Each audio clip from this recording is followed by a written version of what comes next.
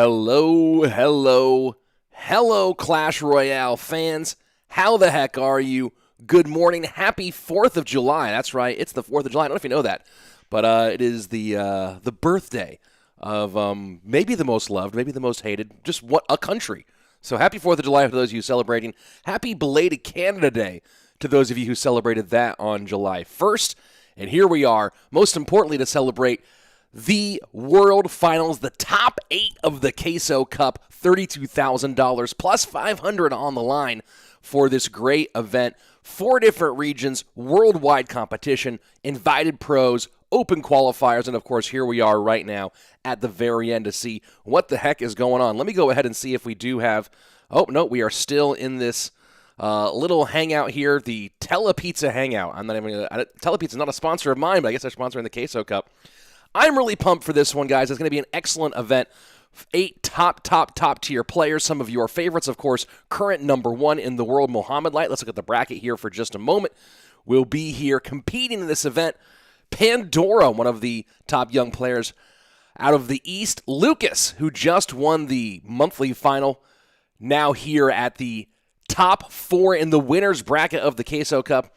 One of the top players talking about America, birth of the USA. Well, a guy who's carrying that flag today, airsurfer, one of the best to ever do it. Surg TS representing Brazil, and that's your winners bracket side. You can see winners bracket with some pitched battles, of course, and some of your favorites didn't get all the way through, but we do have some top-tier pros over in that top 4. We should be moving on to the lower bracket here in just a moment, the elimination bracket, the oh no, this might be about to end right now bracket. And here we go. Let's go take a look at the lower bracket. KK and Griko, a.k.a. Miku, which has been really annoying. I don't understand what he's doing with his name, but KK and Miku going head-to-head here in an elimination match. And then this is a big one, maybe one of the biggest ones of the day. Mohamed Light and Pompeo, loser leaves town. One of those two will go on. Obviously, Mohamed Light favored in that matchup, but don't count out the ladder god, the balloon master, Pompeo himself. And to help us talk through all of this, we've had some really special guests here during this Queso Cup, and might not get more special for a Queso Cup specifically than a member of the original EU Championship CRL Team Queso squad, a man who wore the jersey a lot, and who's joining us today on this. It is Bellican, St. Bellican. Belly, what's happening, man? So happy to have you on here. Thank you very much for joining. I'm really gonna, I think it's gonna be a good one today. Thanks for inviting. It looks like it's going to be a great fun day to the Queso Cup. We've got lots of extremely strong players like Lucas and Mohamed Light, but also up-and-coming talents who have shown themselves recently like Surg TS. And I think it'll be a good day of Clash Royale. So this is an interesting lineup today because you have mostly a lot of very, very established pros. You know, there's no entirely unknown quantity here, as we've seen in some other competitions. But we definitely have some weight, right? You look on one end of it, you have airsurfer, Mohamed Light, and Lucas, who the three of those probably look like the favorites, other than the fact that Mo has already given up his loss in this double elimination bracket. Then you have a guy who's been sort of on the periphery of that top-tier competition in Pandora. Same thing with Surg TS, who has had moments of greatness, but has never really had the promise pay off in the way maybe you would hope. Is there someone who you're kind of you think is a live underdog in this event specifically? For me, the underdog is Surg TS. I mean, although Pandora isn't quite a Mohamed Light or a Lucas, he's had very good showings in this CRL season and extremely good showings in ladder, whereas Surg TS just quite hasn't had that yet, but he's improved a lot with a top 8 performance last month and a top 32 the previous month. And speaking of those monthly finals, we are, of course, fast approaching to the season end for this latter season. So a lot of these players here very specifically trying to balance both their Queso Cup duties and then get ready for a big-time push. Belly, how hard is it? I mean, you've done it both in CRL, in other events. How hard is it to turn around from competing at this top tier and then go right from that to the grind of an end-of-season ladder push? Well, end of season doesn't finish for at least another 12 hours. So all the players, they're used to staying up for long periods of time. We see Morton finish his streams at 10 a.m. in the morning for him, staying awake the entire night, and other pros do that as well. So I think they can, after many months of competing, they can balance both competing in this and making end of season. That's one of those really, I mean, that's such a Clash Royale pro response, right? oh, we've all done this before. The 12 hours, it's only 12 hours. It's not that bad. So such a Clash Royale grind response. We should be kicking off our first match here in just a moment. And let me go ahead and bring up I think I have the bracket over here. They did put it on stream just a minute ago. I believe we are starting. Let me look at the schedule here. We are starting with our winners bracket. So it's going to be Pandora against Lucas here in just a moment. Thoughts on that matchup, Belly? Pandora against Lucas. Lucas has had an extremely strong showing recently, from having no top 32 finishes to winning the entire month of last month. I think Lucas has to take this one. He's in such good form, and I can't see Pandora quite having that edge over him. You talk about that top 32 or the top one. Do you feel like the current CRL format is like making that top 8 is one of the harder things to do in Clash Royale right now? Well, it's top 8 in the world. Of course it's going to be hard. I mean, many very good players haven't even made top 32. If you look at the top 56, for example, players like our caster here, Bale, who are extremely good, haven't even made that top 32 yet. And then not only to make a top 32, but win a bracket of 4 players who have made that to make top 8 is extremely hard. So all of these players who have made it are extremely good. I mean, obviously, it's very, very difficult right now. You've been through all sorts of competitions, and you've been through all sorts of different competitions. You've been through CRL. You've been through these invitationals that Revel's put on beforehand. Compare the difficulty of that monthly top 32 to some of the other tournaments that you've been in, or that monthly final of those top 32 you've been in. Well, I've competed in one top 32, and I didn't do that well. I finished 2 and 4, losing out twice to Sandbox, who was one of the top pros. Unfortunately, he didn't qualify, but he's still doing very well in CRL. Usually in events, I at least get 50% win rate, but in that top 32, I couldn't even make that. So I have to say it's one of the hardest brackets or tournaments I've ever played in. It is certainly brutal. And Agony in the Twitch chat asking if I'm going to actually cast the whole thing or going to dip early because you can't be bothered. Well, Agony, this is the grand finals. We'll be here all the way to the end. The last time during the playoffs, we started an hour and a half later than scheduled, and we already had our top 3 qualifiers. So I figured once we do the qualifiers, and we went an hour and a half over schedule, I thought we were okay. But I'm very sorry that you missed the matches that didn't affect the final results. And this time we'll be here to make it. We'll be fine. We'll be here for the whole entire thing. $32,000, $500. Belly, you've pulled down some pretty big prize pools. Does the prize money affect you at all when you're in those big moments? It's definitely a factor, but these players, look at Mohamed Light and Lucas. They've won $20,000 from one monthly final. $10,000 a difference between that last best of 3 they played. Of course, it's going to put pressure on them, but these guys, if you're going to put anyone to fight one match for $10,000, these are the guys to do it. These are the guys to put it on, right, with the kind of pressure they're used to. We're still waiting for this first match to kick off, guys. I am not in charge of when the matches start. I'm just a guy who sits here and talks about Clash Royale.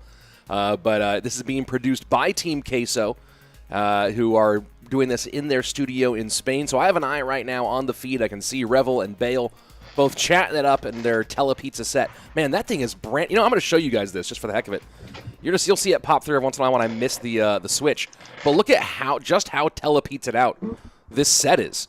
Belly, I've never had telepizza. You've spent time in Spain. Is telepizza good, buy or sell on telepizza? That's the question. I'm not sure what I'm allowed to say, but we're finally into our match of Lucas against Pandora, and they both seem to be playing Hog Rider, but Pandora has put a twist on his Hog Rider with a weird version of Ghost. Ice Spirit mixed in, making a bit of a comeback here. This has been a point of discussion lately, Belly, as to why the Ice Spirit, despite being viewed as less powerful or less viable than Electro Spirit, or even Fire at this point in some ways, why is Ice Spirit making its way back into some of these Hog decks? I think for the very best players, it's a better option. For the people who struggle with placements, with Electro Spirit, you don't have to worry about it. It will clean up the 5 bats no matter what. It will kill the Night Witch's bats no matter what. Ice Spirit needs precise timing and placement, but Lucas is one of the best cycle players in the world, so he knows how to use it to make sure it gets its maximum value. What is it about the Ice Spirit that makes it so much more valuable to those top-tier players compared to Electro Spirit? It slows down cards for half a second more, and when defending against a Hog Rider, over a Giant, a Golem, that is the difference between 1 hit and 0 hits. And 1 hit can be a lot of damage and be the difference between the entire game. So here we go, first 90 seconds away, and Lucas there, I don't know what that hand motion was, but something going on there with minute 25 left, giving Belly some information so we can make sure we're all synced up here as we are both operating off of clean feeds. Mega Knight leaps all the way in, delivery high, Hog will not get a hit. So with a minute 15 remaining in regulation time, currently it is Lucas with a very, very slight lead. No one has broken through to that next level yet, but it is still early, folks. I just want to let you know I'm 10 seconds ahead of you in the clean feed, so well, then that might be an issue. I'll give you a bit of a pause. I'll give you a bit of a count here, and you can pause and restart as we make sure we're synced up with 52, 51, 50, 49, 48, 47, Rocket Cycle, 46, 45, 44, 43, 42, 1808 on that left-hand tower, 40, 39. We might be close to getting synced up here. Now we're together. Beautiful. 10 seconds. That's how we do it here in live, international, online-only broadcasting, folks. And Mega Knight sets it to the left-hand lane. Immediate hog to the right-hand lane. Was that a bit of... I mean, is he just saying, I'm not worried about that right-hand lane here, Belly? I think he knows that Firecracker Tesla's able to defend both sides, but his Firecracker is down. The Mother Witch takes it down. There's 2 hogs helping the Hog Rider. And Pandora has got a huge push here that will be difficult for Lucas to defend. Excellent way to cycle back to that Tesla and somehow surviving what looked like an absolutely deadly situation. And now Pandora cycles Mega Knight on the right-hand side. And this has been the sequence twice now. This time Rocket is in cycle. That Pandora seems comfortable to cycle Mega Knight behind King Tower and allow Lucas to pressure the opposite lane. Now that we're in double elixir, he now has more elixir to defend that Hog Rider in the other lane. As we saw, he did that rocket and was able to defend that push. Final 90. Lucas Tesla is getting too much value and Pandora is struggling to break through despite having a damage lead. 1563 on one hand side, 1674 on the left hand side. And right now Pandora does have the lead, as Belly was just noting, but that EQ cycle near the end. Keep in mind, though, no second spell to put direct damage on tower, so it's not EQ log cycle, it's EQ cycle on its own unless those hogs sneak on through. So keep an eye on that one as we get to the final 70 seconds. Pandora trying to get the maximum value onto his Mother Witch. He knows that Lucas doesn't have log, so Earthquake, with the delivery, he can't kill the Mother Witch by itself, which means that the Mother Witch can get a lot of value. Really, really rough go there with the Rocket on the right-hand cycle.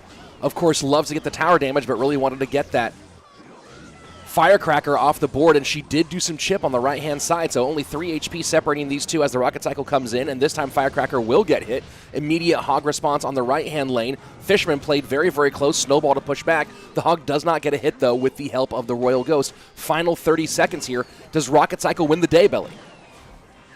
Oh no, that's an important hog here, and I don't see Lucas recovering from this.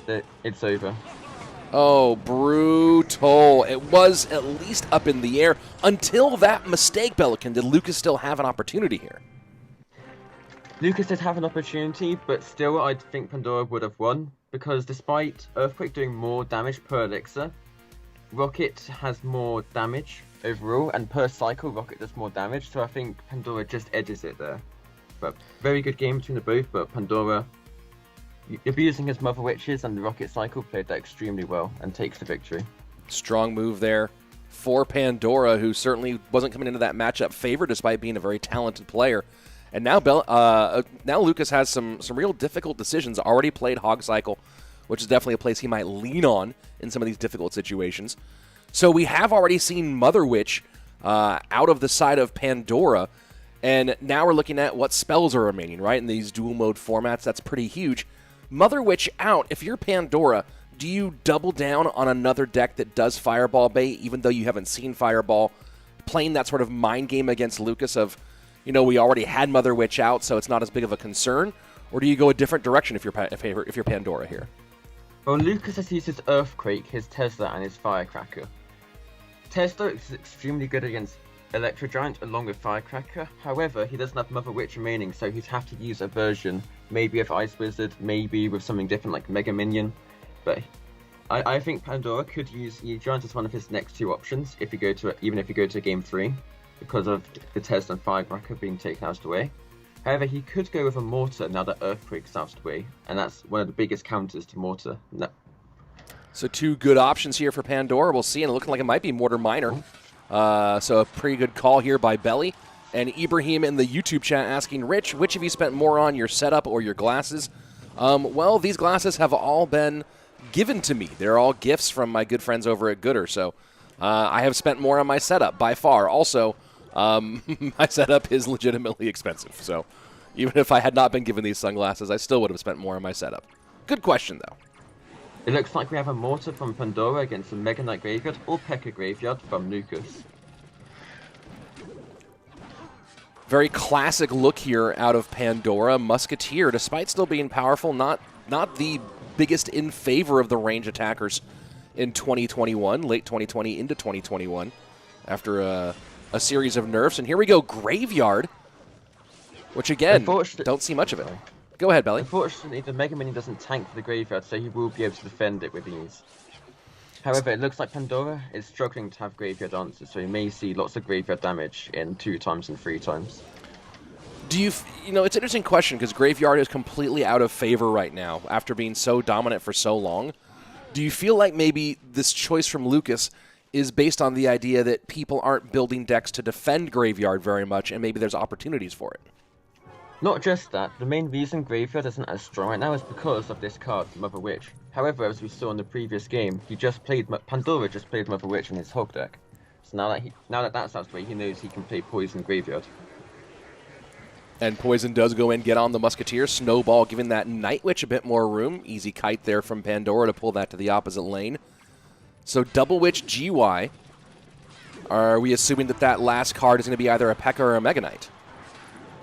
I'm going to assume it's a Mega Knight. That's the more common version, but we do sometimes see it with P.E.K.K.A. And there we go. MK does come out. Lucas used this deck, or variants of it, quite a lot in his monthly funnel where he won, so he's clearly very confident with it. And likes it to complement his cycle decks, which are his main focus. Big push here on the left-hand lane from Lucas. Mega Knight does get across tanking. Full Graveyard Poison push. Musketeer down, and Miner now playing defense, but it will be Pandora coming out ahead on this one, courtesy of the Mortar in the right-hand lane. So as we go into the final 20 seconds of regulation, sudden death on its way. At the moment, Pandora has the lead. The real question now, though, is can he get these connections again against a very, very dangerous Graveyard deck? These Mortars from Pandora are so important.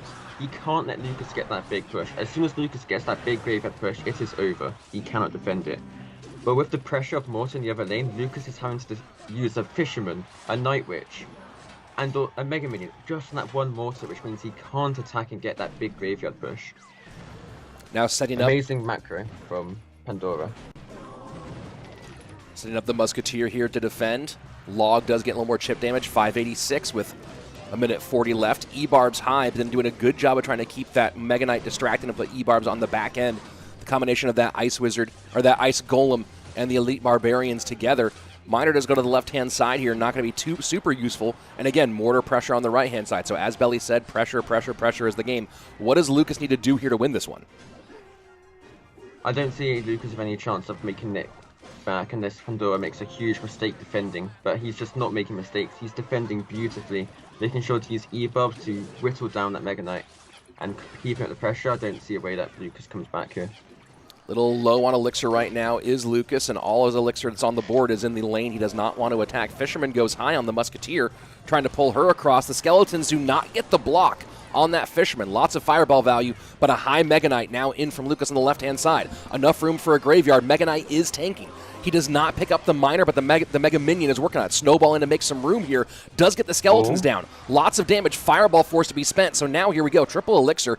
672 to 370, and suddenly Lucas does have a bit of momentum. Miner to the right-hand side. Fishboy does pick up and pull him off the tower. Now Graveyard Cycle one more time. Double Witch on the board. Poison in. Elite Barbarians, Musketeer, and Ice Golem trying to defend here. Log comes down as well, but just like that, suddenly the lead goes the opposite way, and Lucas takes the win.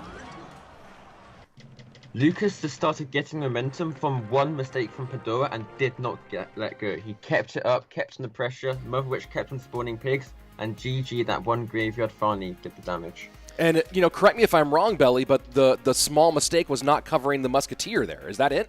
Yeah, it was the Fisherman putting the Musketeer. That was the mistake. So, I mean, should the Musketeer have been lower, or was he just too late in reacting with those 1 elixir skeletons? He either could have reacted with the skeletons or put it lower. Either would have worked. Man, that's, you talked about it was just one mistake, and 1 elixir being a half second too late against that Fisherman changed everything. So absolutely huge swing. And now we go into game number 3, all tied up, one that it felt like Pandora had completely sussed out. And now we get to a really important question. You mentioned Mortar as one option. Do you think he goes Electro Giant here in game number 3? It's definitely an option. Now that not only is Tesla and Firecracker out of the way, Fisherman is out of the way, which is one of the best ways of dealing with Electro Giant. So I think it's very possible we see a weird variant of Electro Giant from Pandora. Why would you say it's a weird variant?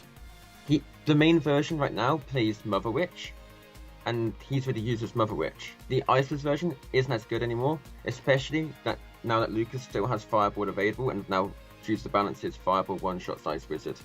So you might see one version of Mega Minion Baby Dragon, for example. So here's a question for you, right? Because Fireball is 4 elixir, Ice Wizard is 3 elixir, Electro Giant great at punishing you when you have an elixir disadvantage. Is there any thought to not being worried about that Fireball to the Ice Wizard because all it does is exacerbate that elixir disadvantage? Well, that is kind of true, but if we look at the example of minions against arrows, when you're playing a deck with minions, you don't want to play against arrows. And you think, well, it's just a 3-for-3 trade, what's wrong with that? It also gets damage in the tower, it also messes up your cycle, and even though it's 1 elixir more with Fireball, the Ice Wizard is so important in defense, it's a crutch card in its defense. It needs to slow down the Electro Giant or Royal Giant or whatever. By not having that slowdown, even though it costs them 1 elixir, it's worth it for them, because now their troops are going much faster to your tower and can get more hits. Very, very important distinction. Let's look at the chat here for just a moment. Someone asking, Kawa asking in the YouTube chat, is there any ban card system? No, we are using the duel mode system. How do duels work? Well, a duel is a best of 3 1v1 match where you may not repeat any cards. So what are St. Bellican and I are talking about right now? We're talking about what the deck choices might be going into game number 3, knowing what cards are unavailable to each player. So if you play, for example, Hog Rider in game number 1, no Hog Rider in game 2, no Hog Rider in game 3, you got to make something entirely new. So each and every match, you got to come in, you have to play at least 24 unique cards. You usually prep 32, obviously, since you want 4 different deck options, but you play 24 unique cards over a best of 3, no repeats. And here we go into game number 3. And here we go, seeing something that used to be central meta and now making a bit of a return. It's the Furnace. It looks like we might have an E-Giant against E-Giant matchup here. Because Pandora, there's another version of E-Giant with Magic Archer instead of Mother Witch. And it looks like Lucas also has E-Giant with his Dark Prince Nido. So we might be seeing E-Giant against E-Giant here. And there you go. There's the Electro Giant in the back there for Pandora. Ice Wizard variation for Lucas on the other end. And, you're talking about 2 cards that weren't seen much in competitive. Obviously, there was a Giant era where Furnace, especially Royal Giant Furnace, was dominant. But it seems like the Bomber is in a really excellent place balance-wise now. I have to disagree with you there. I think it's way too strong right now. For 2 elixir, it does the work of a barbell. It cannot be killed for an equal elixir trade. You need to use Nido or arrows against it. And now that it's not, Drill isn't available in this, but now it's one of the best answers to Goblin Drill as well. That is cheaper than the actual Drill. I think it's an A tier or S tier card right now. So why isn't it dominating the meta then, right? You think about a card getting broken and you're like, I'm going to see this almost every single time. I know Bomber is popular now, but what is it that keeps it from being in that position? It is dominating the meta. I think as we see, in duels we can only play it one match per duel, and obviously both these players have used it in one of their matches in duels. And if you look at the ladder meta, there's lots of E-Giant Bomber, Valkyrie Bomber, various other bomber decks, Golden Bomber, Lava Bomber. Isn't a lot of that just in response to Goblin Drill? It's increased usage because of Goblin Drill, but if you look at the TRL meta as well, we're also seeing as much Bomber as we can, with lots of people using it in every single duel set they have. And that's a lot of damage from Pandora at the start, taking a huge lead. That is pretty massive here, and we have not seen the final card yet from Pandora. Does get the Magic Archer high on that Furnace, but does take a shot from the Fire Spirit. Electro Giant in front, Bomber defending that Magic Archer just a little bit longer, not too worried about this Baby Dragon. And the NATO does pull back here. So NATO Furnace should be able to help control a little bit, but so far it is Lucas taking the brunt of the damage. However, Lucas has just come back with lots of Baby Dragon damage that Pandora chose to ignore. And now Pandora has to deal with Furnaces, which will keep up constant pressure of Fire Spirits that do almost, well, I think even more than a fireball amount of damage. And that constant pressure of Fire Spirits, he will struggle to defend. NATO pulls in. Magic Archer will get taken off the board. NATO's in both direction, but as you see the swing now moving towards Lucas, 12:31 to 14:27 as we go into sudden death overtime. Bomber to the right-hand side. Not going to worry about that Inferno. It will hit second level, but won't get too much for. No, does go off a little because of that Fire Spirit going to the left-hand side. Dark Prince now also trying to pressure in that same lane, but Pandora definitely playing off the back foot at this stage. What a great position of Goblin Cage to pull the E-Giant almost to the other lane. And that is a long walk there. E-Giant's sight range is much longer than other cards like Golem or Giant, so you can put it with almost any building to almost the other lane, like Pandora just did. Final 75 seconds. Dark Prince is going to opposite sides of the field. Inferno Dragon high here for Pandora to burn that bad boy down. And the nice E-Giant at the end to prevent that connection. Not super worried about that lane at the moment. And now it's Lucas going with the same pull that Pandora put on, but a nice lightning, at least forcing him to spend. But it does feel like right now, no, the Magic Archer gets two huge shots, plus the Electro Giant connection. Absolutely massive damage here on the right-hand lane by Pandora. However, Pandora doesn't have his Nado or Goblin Cage. I don't see how he's going to defend this. Nado to pull the Inferno Dragon in to reset it, and this looks like GG to me. But he cycles back to Nado in time. Electro Giant does get one more shot, needs the lightning in, and Lucas with the let's go, or whatever the Portuguese equivalent of that would be. Big win there for Lucas. Came from behind in a situation where it seemed like he was dead in the water. One little crack in the door opens up in game number 2 on that Musketeer, and then game number 3.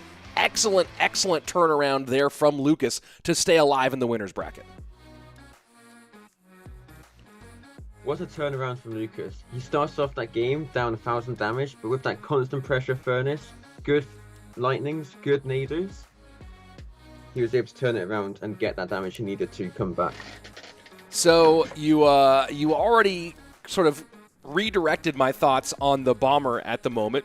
Me thinking the Bomber was at least moderately balanced, but of course my view is totally colored by the fact that all of my casting is focused on dual mode, so I don't see people abusing the same way you might see them on top ladder. Let's move from that conversation over to the Furnace, which was so critical in this matchup.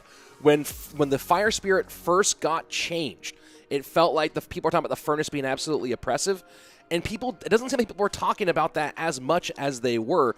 Is the Furnace, or is it not the case that the Furnace is oppressive? Is it oppressive, but it just doesn't synchronize that well with that many things? Or is it also totally broken in this situation? I think it wasn't as OP as people made it out to be at the start of this month.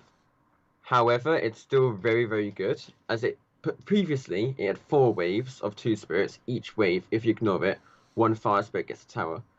Now each individual fire spirit does more damage. The Furnace has 7 waves, stats about double the damage left alone from a single Furnace compared to what it was before. So it's definitely one of the biggest buffs in the history of the game. However, we now have better ways of understanding how to deal with it. For example, Tesla is very good against it. Earthquake, lots of people are playing Earthquake now. And although it's a very solid card, we now know how to counter it better with those answers like Tesla, which are very popular.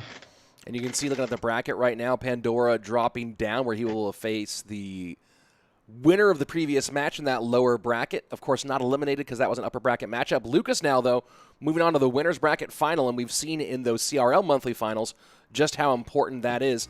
So here's an interesting question for you, Belly. You're a very thoughtful person. You really put a lot of effort in how you analyze these sort of things. So it's a question that I've seen discussed a bit online.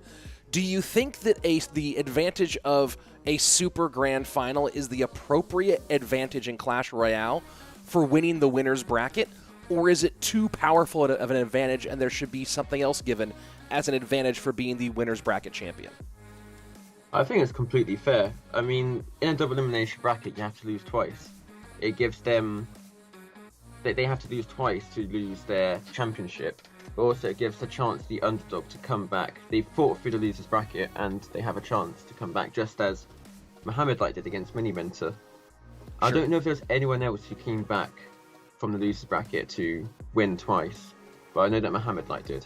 It does seem like a really uphill mountain to climb for sure, especially with the number of matches, right? You know, you think about the number of matches you play in a winner's bracket, especially let's talk about an 8-person bracket, right? It's, you know, I think you end up playing 3 before you make it to the finals, whereas someone in the lower bracket might have played, I think, up to 7 matches before they get there. If I'm thinking about that correctly, I have to go look at the actual how the way the bracket breaks down. But it does feel like it's a crazy amount of advantage in terms of preparation. But you think it's totally justified just because of that double loss concept? Well, I don't see how else you would do it in a double elimination bracket. It's just, if you lose at the start, because of the way of the format it is, you just have to win an extra duel in between some rounds. It's just how it has to work. Some people have thought of the idea of what could be a different advantage given to the winner's bracket finalist that would allow you to have just a single best of 5 as the grand final as opposed to potentially the double one. But then you've lost your advantage for winning at the start. You haven't lost a single duel yet, and you still get on the same level as the person who has already lost. Fair. Yeah, the question we're is starting. Yeah, here we go. Surg TS versus airsurfer. Surg TS with a classic lava loom, likely with bomber, and airsurfer with double bait, most likely, probably with an inferno tower. Hey, it looks like someone on Twitch donated 1,000 bits. Who did that? Who made that donation? Sorry, Twitch. You know, I'm actually pretty dialed in on casting today, as opposed to sitting and hanging out in the chat a whole bunch like I normally do, because this is the grand final and we have an excellent co-caster. But someone let me know in Twitch who it was who made that donation. It was Chazmac. Hey, Chazmac, thank you so much for the 1,000 bits, man. That's absolutely huge. Really appreciate you jumping in. And yeah, guys, I'm not as dialed in on the chat as normal because this is the grand final, but I do definitely appreciate the support. And I promise that all of it will go to junk food, for sure. Let's go ahead and jump into our match. Airsurfer, bottom of your screen, Surg TS at the top. And it's Lava Loon up against Double Bait. Double Bait Inferno Tower seems like it's making, especially Inferno Tower in particular, seems like it's making kind of maybe an unexpected comeback in this last month or two. It's nice because it doesn't take many other cards from duels. All these cards, besides, well, neither isn't even used that much anymore. All these cards aren't really used in other decks, so it means you have all your options left for the rest of your matches. You haven't used Log, you haven't used any big spell like Fireball or Earthquake or Poison. You have so many options left, and you can sometimes get a really good matchup as he has here with Inferno Tower and Delivery to deal with the Lava Loon push. And that Skeleton Barrel will get some significant damage here. So that's the other hard part here for Surg TS is he doesn't have excellent options to deal with both parts of the Double Bait. Yeah. Airsurfer's known for his really good micro and macro, and I think he'll surgically tear apart Surge by splitting his lane push with Goblin Bound in one lane, although it's getting around the same lane this time, but he can keep on switching lanes as he's doing, do split damage to both lanes, and I don't see how Surg TS is going to be able to take both towers down in the next 30 seconds. So this is interesting because we just saw something we almost never see here. Why did Airsurfer play the Skeleton Barrel from the middle of the map as opposed to on the side over the lane? I don't really know. I don't think it made much difference, but I know that Anaban sometimes does it with Balloon, Yeah, I see, think again. I think he said his reasoning for doing it is just because it seems weird, Huh. and people don't know how to deal with it. Although it does this time it does make it past the Inferno Dragon because it was in the middle and too far away from the Inferno Dragon. So maybe that's why he does it. Huge full send coming in, and that Inferno Tower not getting to the balloon very quickly. That balloon not going to get away, but still a lot of pressure here. Skeletons come out, will not be able to stop the damage, and there you go. Airsurfer with a huge sigh and a big win here in game number 1. Airsurfer played that exactly how you meant to play the matchup. Surg TS did all you could, but with that matchup of Inferno Tower and delivery and the pressure that Airsurfer has, I don't think he was ever going to win that unless Airsurfer lost his connection. Wow, yeah, that's one of those ones that we turn to quite a bit. The someone better cut off his phone bill, or this is going to be a GG well played. Suk Paul Carr saying in the YouTube chat, Airsurfer looks like Benedict Cumberbatch. That's quite a compliment, I believe. And over on the Twitch chat, people asking if you are a Saint. By the way, is the Saint? Did you drop the Saint? I think I've asked you this before. Is it just flat out Belican now, or are you still canonized? I've never really dropped it. It's just sometimes it doesn't fit in certain names because it's too many characters. So that adds it. Fair enough. Abjit saying, nice glasses, Rich. Thank you very much. These are called Screw the Metric System. That's what these are called. Which, that's quite appropriate for the country that basically decided that counting things in tens was not efficient, apparently. So there we go. Happy birthday, America. Happy 4th of July to you too. Thank you very much. I will probably eat some sort of meat later today. Not sure what, but there you go.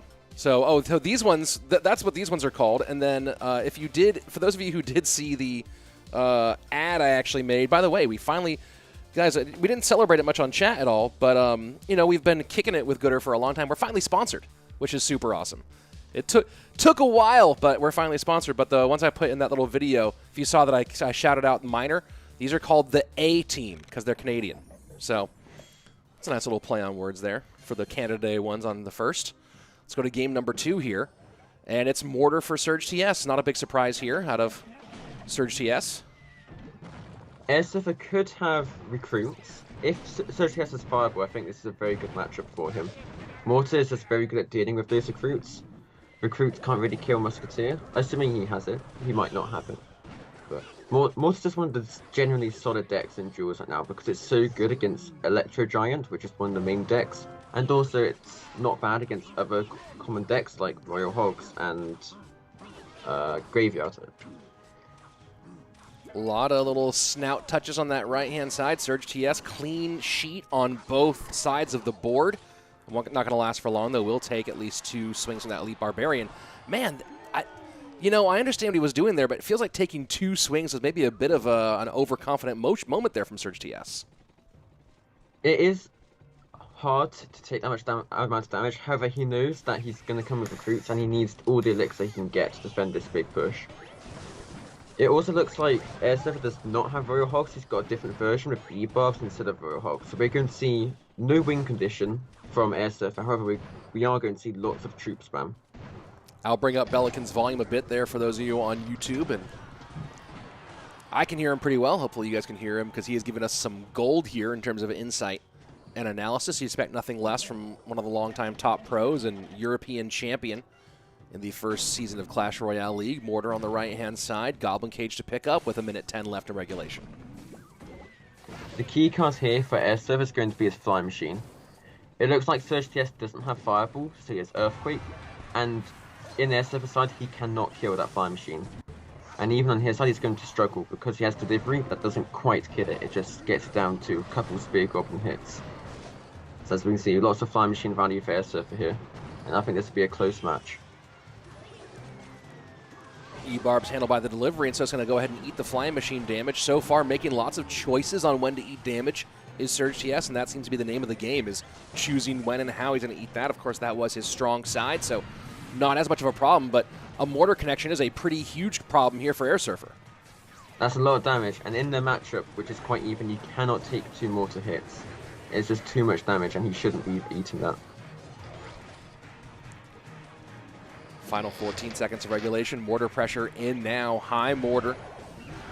Barb Barrel and Electro Spirit going to do a nice job here against that set of Spear Goblins as well. So Flying Machine going to force out the Musketeer one more time. Surg TS not really feeling comfortable giving up more damage now that he's so close to that 1,000 HP marker. 4-2 split from the Royal Recruits in front of the Zappies. This is going to be a game of airsurf attacking and Surge defending. The airsurf is going to be keeping up pressure constantly the entire game with his recruits, E-Bobs, especially the Flying Machine. Although now we finally get to see an attack from Surge TS. Although I think it could be a mistake. Never mind, because Surge TS, so airsurf has to waste his Goblin Cage, and now he can't commit to a big attack, and Surge TS will easily be able to defend those E-Bobs. E-Barb's taken care of. Zappies do stop the Musketeer, but taking a look at the Elixir situation.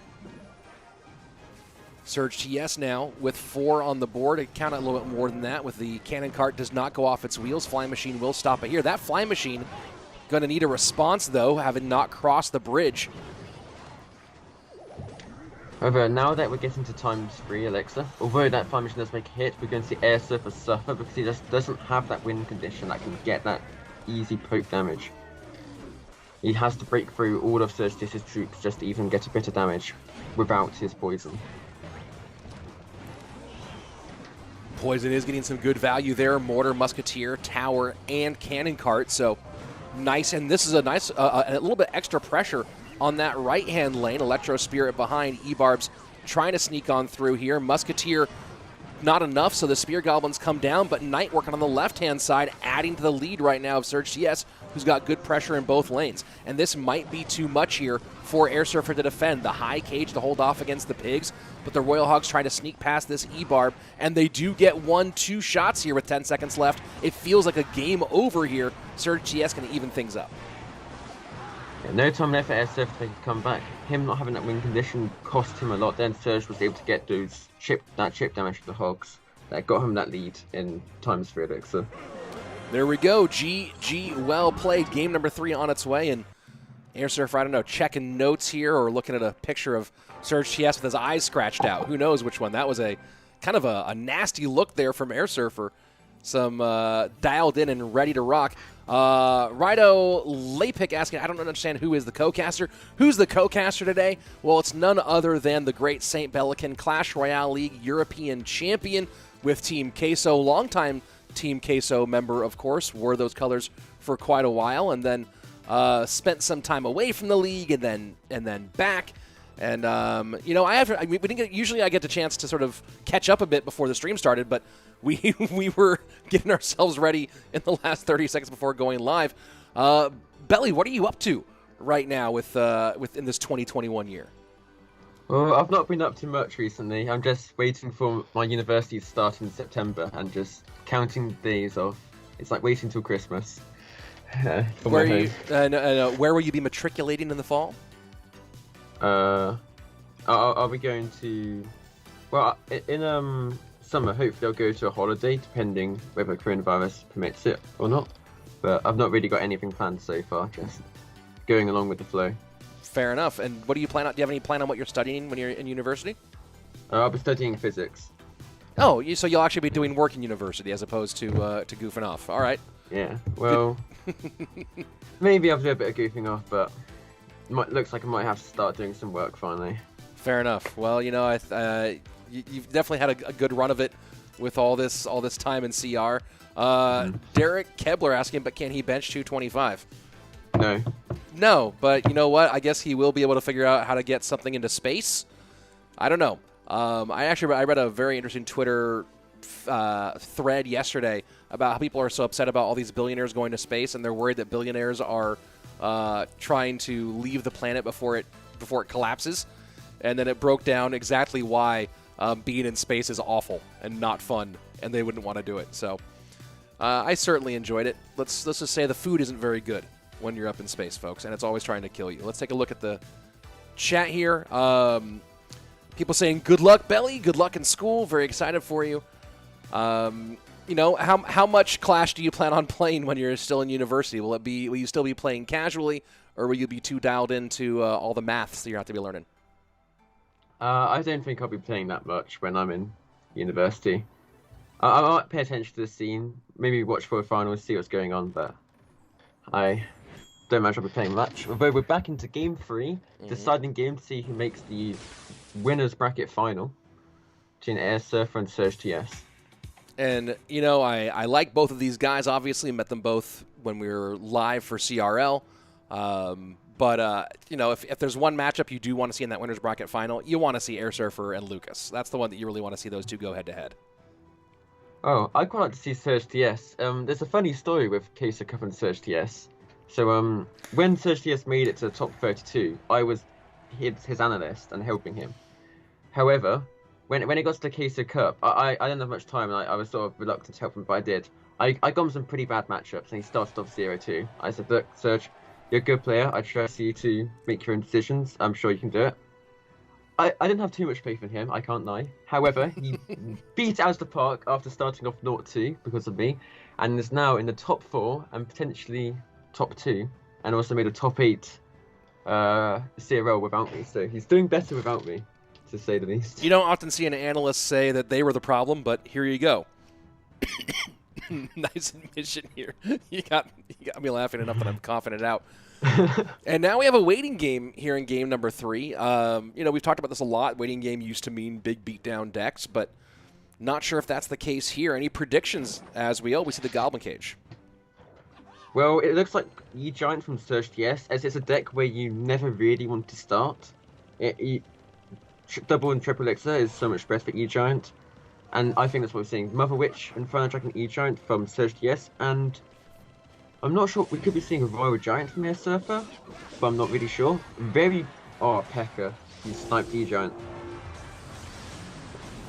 He has sniped the E-Giant with Pekka Graveyard most likely. Wow. Absolute wow. Fisherman, of course, going to be helpful in that as well. Very good start from Surg TS. Airsurfer's Fisherman in the back, punishing him hard. However, we might see Surg TS struggling for the rest of the match. And definitely a great start. Look, if you're going to be in a bad situation, being in one where you get almost 1,500 damage in the opening minutes, certainly a good one. And cycling Pekka here to the left as he goes with the Fisherman to the right. Tesla still, of course, available. Very interesting E-Giant from Surg TS. I've never seen someone do an E-Giant into the same lane as a Pekka, but I'm sure he's got something planned, and there's a reason for it. There's a reason why he's here and I'm not. Barbarrel gets into the backfield. Lightning takes care of the Tesla, puts some more damage on tower. And he successfully defends very well, despite a 4 elixir deficit. And now he might start to struggle against whatever win condition airsurfer has, the graveyard.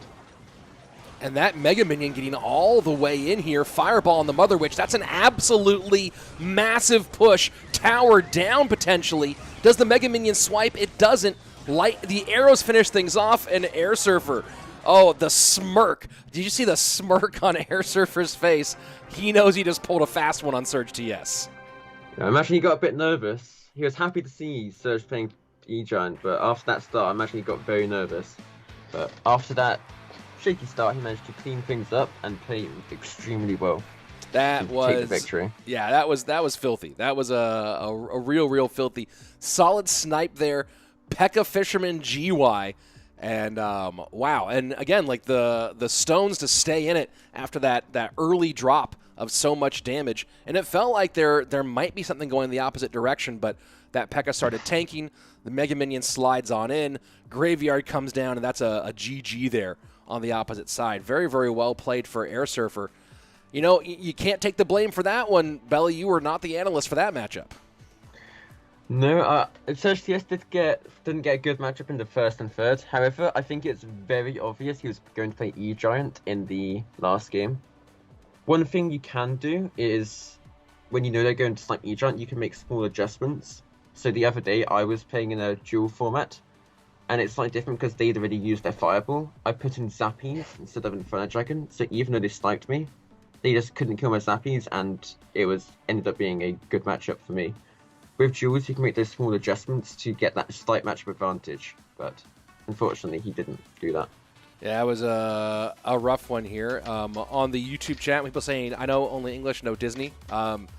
The basic idea, guys, is keep the chat family friendly, because I don't know if you know this, but sometimes people who are not adults watch these streams. So let's keep it family friendly there in the chat, folks. And thank you very much to Lil Nimbus and whoever else is over there modding on YouTube for keeping things all in line.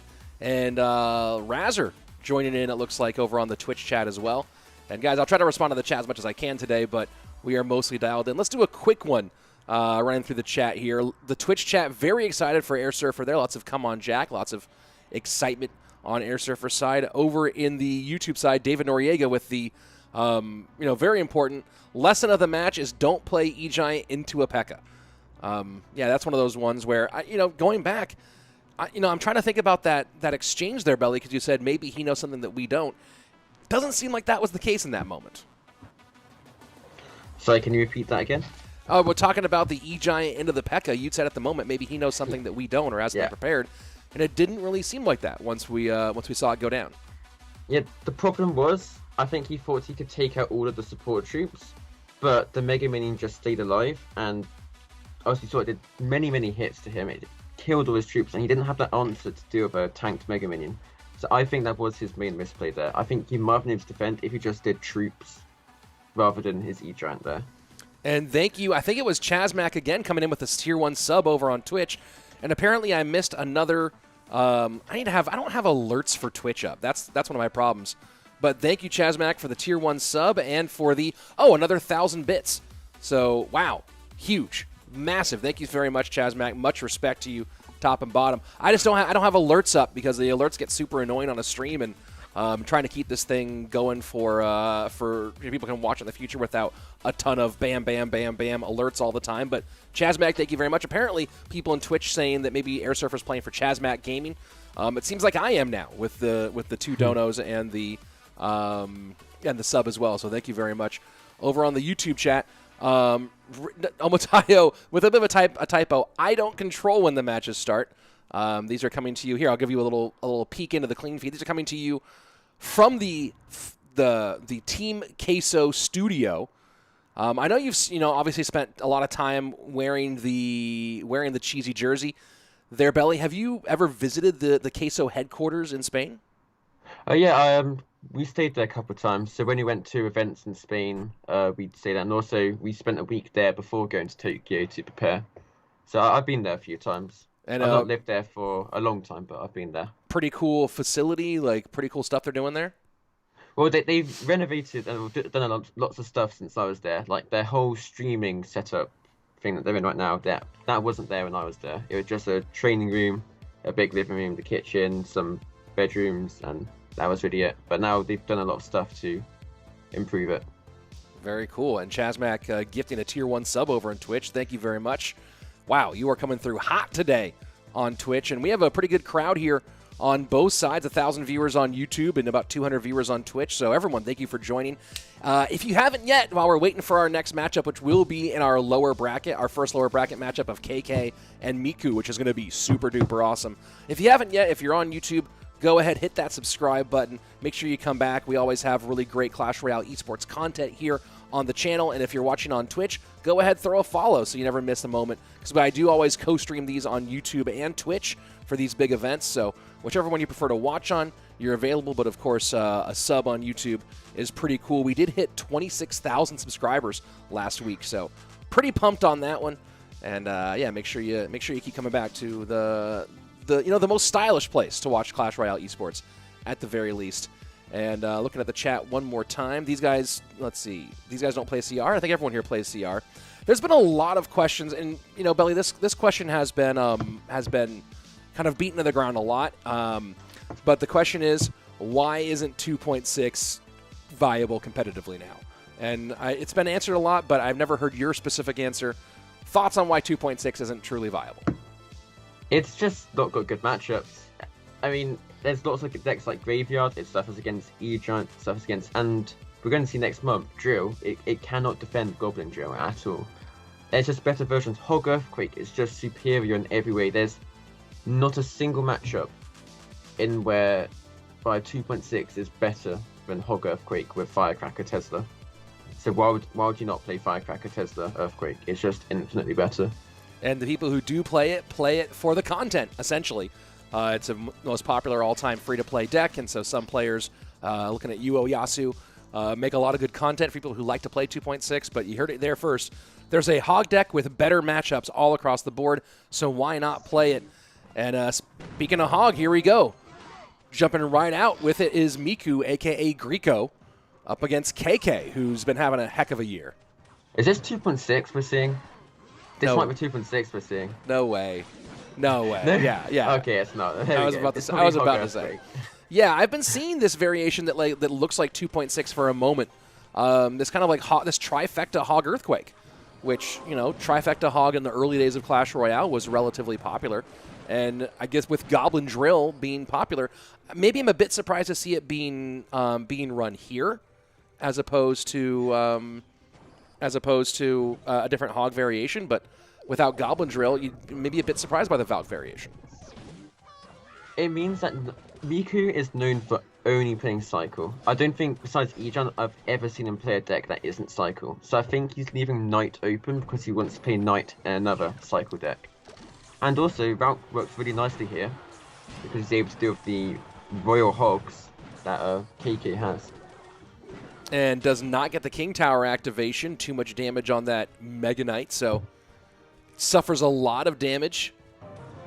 Does Miku, and you have to imagine that these two guys have played against each other quite a bit coming from the same scene.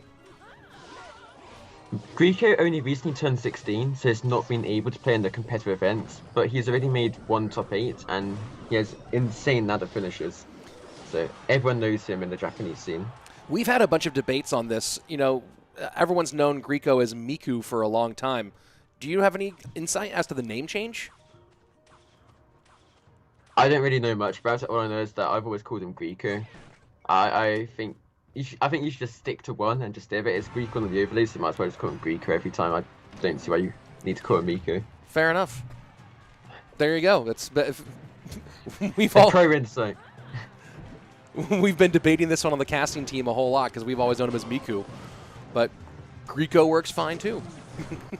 The producers, if that's what he's put his name as, or the producer put his name as, on the by saying Miku, it just causing more confusion. The producers would love you right now, Belly, because this has been a point of debate within the casting team for a while. So, yeah, your production hat on for Belly right now.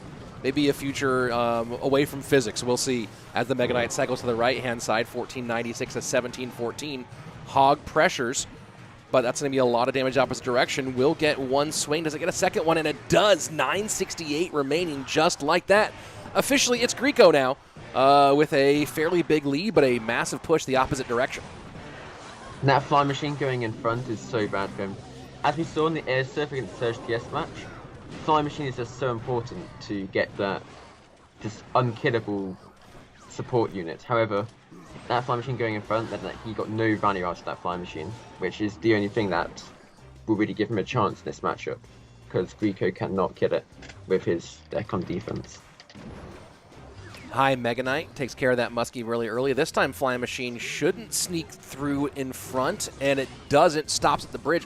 That Fire Spear almost helped KK out there a little bit. Fireball in with a little bit more room. Musketeer goes way back, but nice skeleton to distract the Mega Knight. Does not get a shot.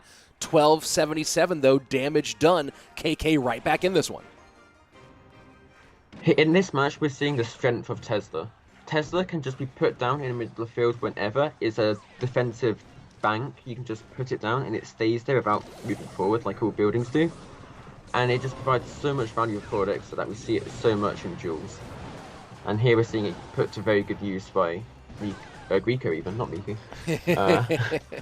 But the Fire Spirit there, Fire Spirit twice feels like has moderately betrayed Griko in these matchups. A couple times it's actually let the Flying Machine stay on the side of the bridge and survive maybe a bit longer. So very curious about these Fire Spirit uses. This one does go down and gets turned into a pig. As we do see Royal Hogs going to the left-hand lane. Final 30 seconds. And that Hog Rider does get a hit. That Fireball not going to be enough. 2 hits in, and that's going to be a GG well played. What the heck happened to KK there? One of the pro tips of Hog is that when you attack, So when you defend, you attack at the same time. As they overcommit, and you do a hog, they cannot defend it if they don't have something like Tornado. And we saw that right there.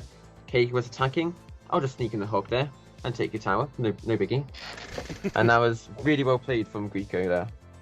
No biggie indeed. And quick thanks to everyone on Twitch. Hamburgarin, XXOMK, Alvis, XJosset, The Legend, Captain Dip, Rosvapart. If I butcher your name, I would apologize, but you know, it's just gonna happen. George Jones, Canute Joseph, Akash, everyone, all the new followers here. Fabian, Neo Goku, thank you so much. And more and more and more. I'm not going to read everybody's names, but thank you for the new follows. And another 1,000 bits from Chazmac. Chazmac just straight making it rain over here on Twitch. Thank you very much, guys. So game number 1 goes down, and that's a nice piece of advice there, Belly, when you're attack when you're defending. You know, it seems like maybe one of the challenges for Hog Rider for a lot of people is balancing when they're aggressive and when they're not aggressive. And I know that, you know, a lot of people think of Hog Rider and think of Hog Cycle as this insanely aggressive deck. But does it benefit people to maybe slow it down a bit during single? It depends completely on the matchup. For example, there's certain decks where they really struggle to defend Hog, and you just keep doing Hog because their cycle is so slow, they might have one counter to it. Sure, they do that counter on it, but you just cycle back to it, you do a lot of damage with the next one. But other decks, you need to just take it down, just focus on defense. So right now, it looks like we might be seeing Recruits Hoggies for Griko, and probably Royal Giant, but maybe Electro Giant from KK. Either way, the Zappies are going to get a lot of value in this match. And keep this in mind, folks. This is an elimination match. This is the lower bracket.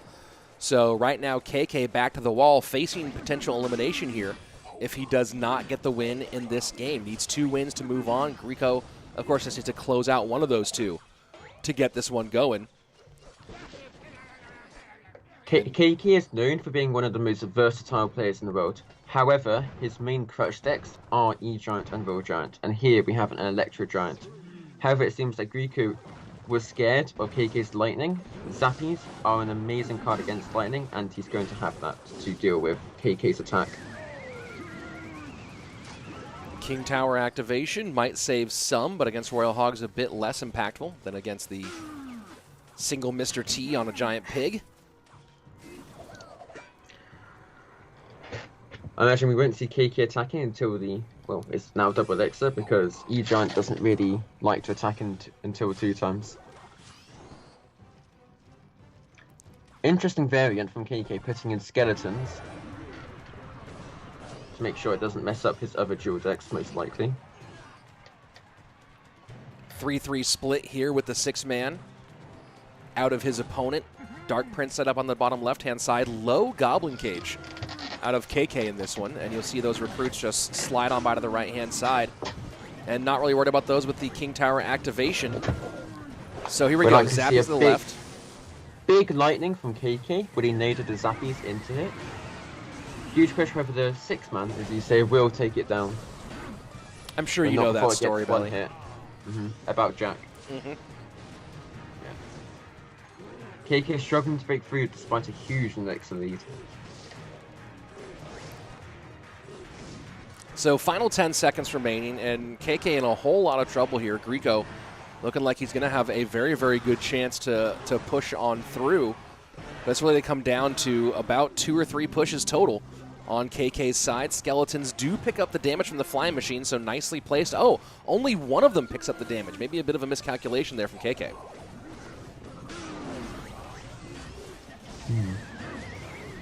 Big needed to take out the Zappies and the recruits. However, I don't think he's going to make it past the cage flying machine.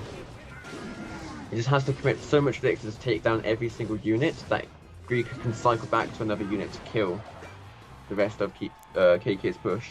It seems like, especially if this flying machine does not cross the bridge, that one felt like it could have been a really important one. Flying machine now gets taken out by the Magic Archer. It does seem like KK is beginning to build a bit of an elixir advantage. The matchup becomes better for him in 3 times and 2 times, but just as much as Kiki gets more elixir to commit to a lightning, a nado, Griko gets more elixir to put into zappies, into recruits, into cycling back to another cage, into a fire machine. And he's playing perfect defense that Kiki is not able to break through with his deck. That's going to be a lot of damage. Forces the nado out on the right-hand side to stay alive. A little bit more on the board right now, but all low elixir, and now it's forcing KK to go Electro Giant into his weak side tower and away from his attacking lane. Griko starting to keep up the pressure of recruits at the bridge. I'm not sure if that will work out so well for him. I don't see what value that got for him, but I think he can just cycle through more zappies, more recruits, and I don't see how KK can come back in the next 30 seconds. Final 20 seconds here. 2 Electro Giants down, but a lot controlling them. Magic Archer just can't get the geometry on tower here. Lightning in, and that one feels like it really is the end. Even with a couple of Magic Archer shots, going to be a little bit more pressure. No way to get there in time, and KK having a heck of a 2021, but an end to his Queso Cup journey here as his countrymen will move on. Griko with the 2-0 sweep to stay alive in that lower bracket. Perfect deck choices and gameplay from Griko. Was he played the winner with Pompeo Mohamed Light? I believe... No, actually, I don't think he does. I think he moves on to play whoever bumped down. I think he plays Pandora next. We'll go take a look at the bracket in a moment. I think that's how this one's working. So we'll see that bracket in a moment. And actually, yes, I think it's Pandora. Yeah. So another one of his countrymen, Pandora. Griko and Pandora both not played the previous Team CRL, but both have done extremely well in this year of CRL. They're up and coming. They've been known on ladder for a long time, but they've not really entered the comp scene until now, and they've hit it with a bang. That's for sure. Speaking of countrymen, there was a time when Great Britain overall had a pretty strong contingent, pretty strong cohort of top tier Clash players, but a lot of the big names out of the UK have moved on or taken a step back from competitive play. Do you have an opinion on who the top British players are right now? Well, funnily enough, there's the up-and-coming ladder player who's done fine in CRL brackets. He's done 6-5, which is not good enough for the top 32, but it's good gameplay. And he's a Mega Knight one trick called EGW. He actually streams on Twitch sometimes if you want to watch his gameplay. And he is arguably one of the top 3 Mega Knight players in the world right now. And he's consistently top 50 and trying to go for his best finish this season. And I think he could be the new up-and-coming English or British talent. So you've given us a lot of information except for the one most important thing.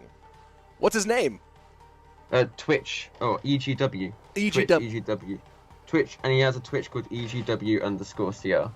EGW_CR. Oh, cool. Yeah, give us the link. Check out the new man carrying the Union Jack. And we'll see if he can turn things around. Look, 6-5, not enough to make it through, but certainly not a bad start. So yeah, very curious to watch EGW_CR. A little shout out there for that one. Let's see, Pompeo spelling mistake. There's a Pompeo spelling mistake. Where? Man, Rajiv is really letting us know there in the YouTube chat. I guess someone did that. Hugo in the YouTube chat, can you all stop playing Mirror Rage in 2v2? Thank you in advance. I didn't know that was a thing, but, guy, hey, stop playing Mirror Rage in 2v2, I guess. I'm sorry. Please forgive me. Yeah, if there is someone who's going to be memeing in 2v2, I think that it would be you, most likely. Let's see. Frostdust Frostdust just actually thrown it into the Twitch chat. Watch EGW_CR with me on Twitch. So he went and gave a little share to that one as well. And of course, if you're in the YouTube chat, don't forget to hit that subscribe button. Join on. In your opinion, who is the best CR player ever? Well, first, Mikey with the $7 Canadian. Thank you very much, and happy Canada Day. Happy belated Canada Day to you there, Mikey. Thank you very, very much. The question, though, was right now, who do you think is the best player? Who is the best player of all time? Is the best CR player ever? That's a really interesting question. Who's the best CR player ever? Belly, I'll make it a little bit easier for you. You don't have to put them in order, although if you want to, I'm here for the content. who are your top 3 of all time? Well, I was just thinking, I have a top 3, and I think there's debate on which ones you could do between them. Okay. Obviously, right now, I think the best is Mohamed Light, but that's not the best of all time. There's 3 contenders for the best of all time. That's Surgical Goblin, Ruben, and Luciop. Wow. I think Luciop would edge it out over both of them simply because he's been there from the start to finish. Whereas Ruben wasn't there at the very start, Surgical isn't here anymore. Whereas Luciop's just been on the top from the get-go and still is on the top. And that's why I have to say Luciop is the best of all time for me. And he's also won the worst Team CRL World Finals.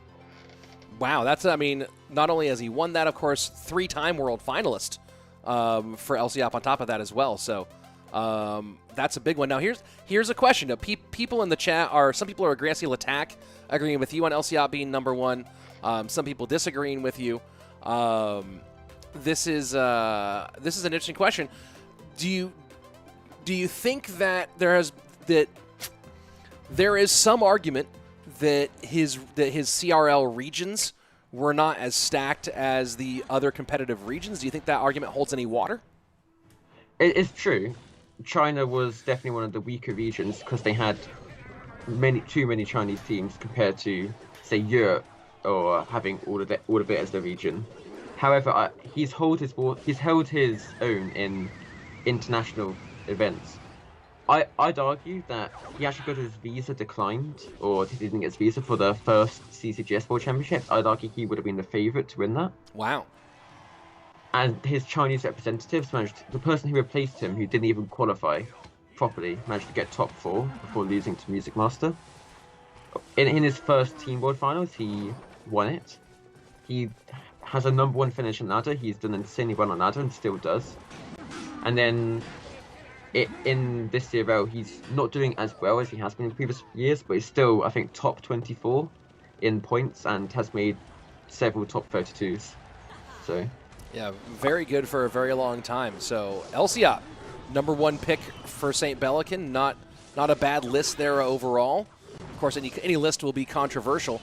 I mean, if you make a list of best breakfast cereals, it'll create controversy, especially in this community. But right now we have one of the currently probably the best player of 2021 without too much conversation there in Mohamed Light against one of the all-time ladder greats, and some would say the best balloon player of all time in Pompeo. Yeah, Mohamed Light, I think there's less controversy by saying he's the best player of this year. Some might say Ruben, but I mean, if you look at the points, he's so far ahead of everyone else. I don't think you can have too much of a controversy saying he's the best player so far this year. He's actually playing an interesting deck which has very bad matchups. However, this is one of the good ones for it. It's been popularized by a Peruvian ladder player called Leo Vargas, and lots of players, including KK amongst others, have been picking it up to play in duels. So the Rascals now, is the Dark Prince in this one is that enough? Because I know Rascals bait with Prince has been very popular. Is it just because of the Goblin drill that Dark Prince is being moved into this one? Yes and no. In ladder, you will only sit in with Dark Prince because of the drill. However, you can still see this deck with either Bandit or Dark Prince because it's a half Bait deck, half Bridge Bam. It's not like Classic Bane where it's got an Inferno Tower, you just cycle Goblin Barrels, Princesses. It's also Bridge Bam, the Cannon Cart, the Rascals, the Dark Prince. And that's why we saw the best Bridge Bam player in the world, Wero, pick this up and have very strong ladder success with this deck because it's effectively Bridge Bam with a different sort of win condition. A failed missed rocket from Mohamed Light. This could be a lot of damage with a huge elixir lead from Pompeo. Rare type of mistake out of Mo Light, and yeah, that is going to be a lead-changing moment. Not as much damage as could have happened with the save there, but man, that does put him in a bit of an elixir hole comparatively to where he could have been.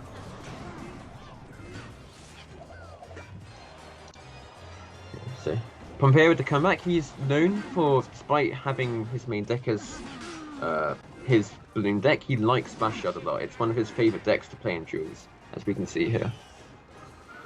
Spears high, Goblin Cage on banking, picking up those princesses. Stacking princesses right now, though, is Mohamed Light. and the NATO just enough to put one of them into danger zone. But Cannon Cart starting to put a little bit of pressure on for Mo. This Mega Man is causing huge problems for Mo because he doesn't really have a proper answer to kill it. He has Rascals, they can be fireballed or fireballed, and Spear Goblins and Princess sort of whistle it down very slowly, and that Mega Man is just getting so much value for Pompeo here that it's hard for Mohamed Light to get that breakthrough. 12:95 left, Cannon Cart high here for Mohamed Light on the right-hand side. 35 seconds left, Pompeo with the lead for the moment. Graveyard in, Goblin Barrel going to go to the outside there, predicting the NATO, but didn't get the placement quite right there. And that is a King Tower activation as the rocket cycle begins with 22 seconds left and a good Graveyard defense, but next Graveyard in. Mega Minion, though, not tanking Cannon Cart is Fireball trying to clear things out. And now that connection on the right-hand side, oh my word. Oh my word, the damage is absolutely huge, and just like that, Mo will take the win in game number 1. It's like we saw the Hog Rider need to attack and defend at the same time, and we saw that with Mohamed Light perfectly attacking while defending, compared with a small overcommit, and that cost him the entire game. And that's one of the brutal things about this game, right? Is that tiny, and especially you talk about overcommitments. And there's levels to it, right? There's, you overcommit at 4K, and, your opponent will probably overcommit in a moment later. But at this level, it can take one elixir, as we've seen before, and that can be a big shift. So massive swing there. It felt for a moment like the momentum was getting away from Mohamed Light, but comes back and gets the win here in game number 1. What he did is a play that spell cycle players do. With about 25 seconds left, you can cycle 2 rockets with most spell cycle decks. So he did the rocket. Pompeo knows that he has to do a lot of damage. He has to do about a rocket's worth of damage. Otherwise, Mohamed Light will get cycled to rocket in the last 5 seconds, and that's GG. He did that pressure, but and then because of that pressure, he overcommitted, and Mohamed Light was able to take advantage of that and get that Goblin Barrel damage. Yeah, huge damage there. People asking, what do you think about Morton? I think Morton's one of the all-time greats. It's always hard to argue, though, to make that argument of who's an all-time, who makes that list. But, you talk about Morton. Is the one thing keeping him off of your list the lack of a world championship? It's the lack of winning. I mean, he does extremely well. He's always at the top of the ladder. He's competing there. At the top of CRL, he's competing there.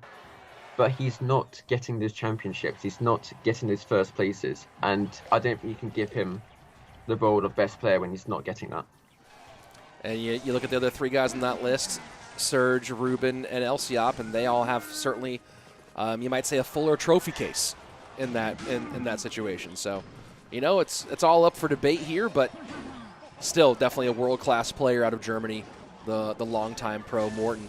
And there's a lot left to be done in this year, of course, as some pigs do slide on through here for Mohamed Light, taking out the Mother Witch in game number 2. It looks like we have Sparky Rage from Pompeo. One thing that Pompeo did against Ruben, he used Sparky Rage, and he said on Twitter afterwards that using a deck like that is one of the only ways to beat someone like Ruben. He knows that Ruben is better than him.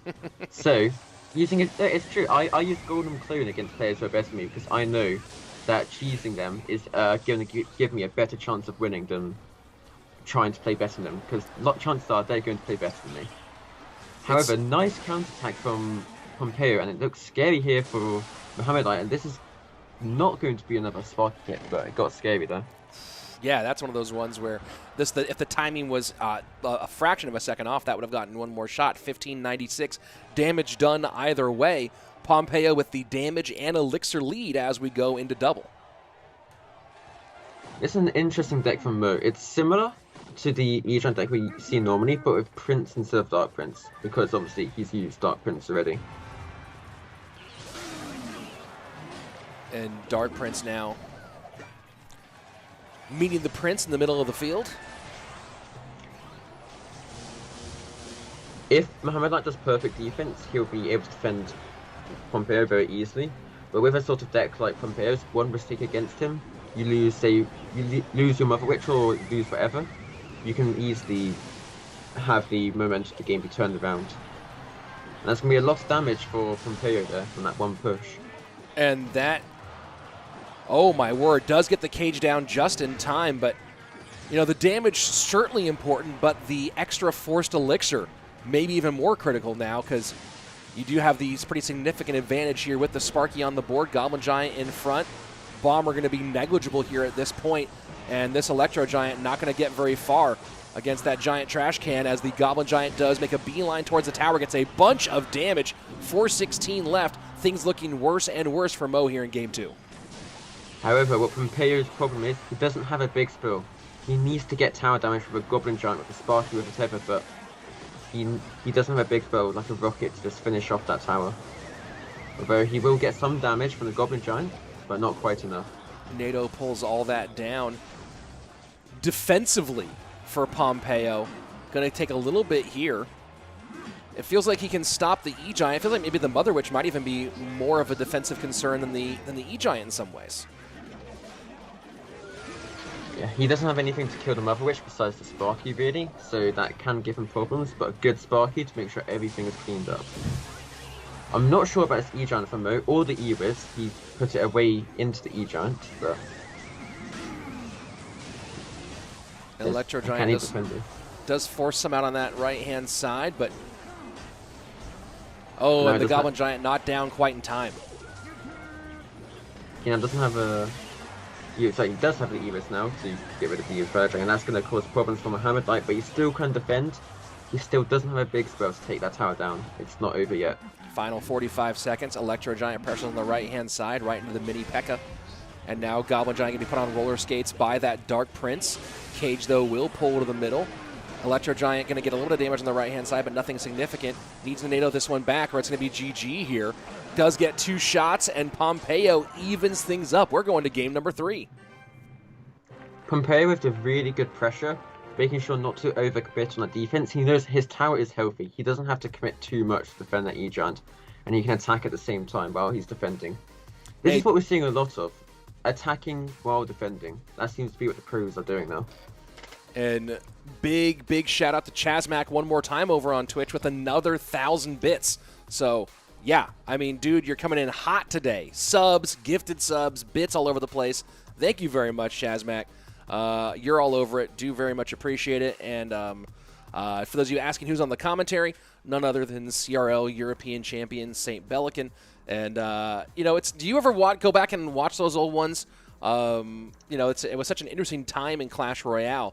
And, you know, also going back and looking and seeing how, you know, I look back and I feel like, you know, I look so much younger, but also how so many of the players who were just barely 16 in the league at that point, and now, you know, it's years later, some of you are, you know, 20 years old. Seems like we've come quite a distance. Yeah, it's certainly strange looking at all these. I've seen some of the videos of CRL from back then, and it's certainly strange. One of the things about the gameplay from back then is that it is so much worse than the gameplay right now. The gameplay of the top has improved so much. There's the micro and macro is so much more fine. There's less room for error. So in CRU back in the day, there were just fireballs missed everywhere. People were attacking of no reason, just at the bridge randomly, overcommitting everywhere.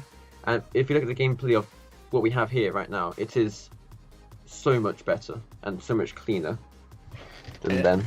So it's really interesting. I mean, what do you think? Is it purely just time that's made that? Is it like, what are the things that have contributed to raising the level in that period of time? Well, it's just like any other game. As it progresses, people will become better at improving at it. Even chess. There are definitely very good chess players in the past, but the chess players of right now are a lot better. Even though there's been no update to chess, nothing whatsoever, but the players right now are very, very good, and I think they're better than the OGs of chess. There's also more tools to advance, like we have proper chess analytics and all that with computers. But over time, people will improve at something, and right now we haven't hit that top skill cap yet. There's always room for improvement. Do you prefer classic, or do you prefer one of the speed variations? I'm terrible at chess. I'm one of the worst players at chess, so I prefer the fun little game modes like anti-chess, where you try to lose, for example, because there's like a sort of cheese out to win. by somebody not knowing the rules properly. That's actually kind of fun. I don't think I've heard of many variations, and I don't think I've ever heard of anti-chess before. That's really funny. Or atomic chess, where your pieces blow up around them. There's ways of getting 2 move wins. So, if your opponent doesn't know how to block them, GG. Well, we'll see a GG for one of these 2 players here soon, because this is an elimination game final of this best of 3. Winner moves on in the lower bracket. But what a great fisherman from Mohamed Light to stop the fisherman putting his ears, and he's going to go for the counter attack here. It looks like we have P.E.K.K.A. or Mega Knight Graveyard from Mohamed, and P.E.K.K.A. or Mega Knight Balloon from Pompeo. However, that's a lot of damage to start off with.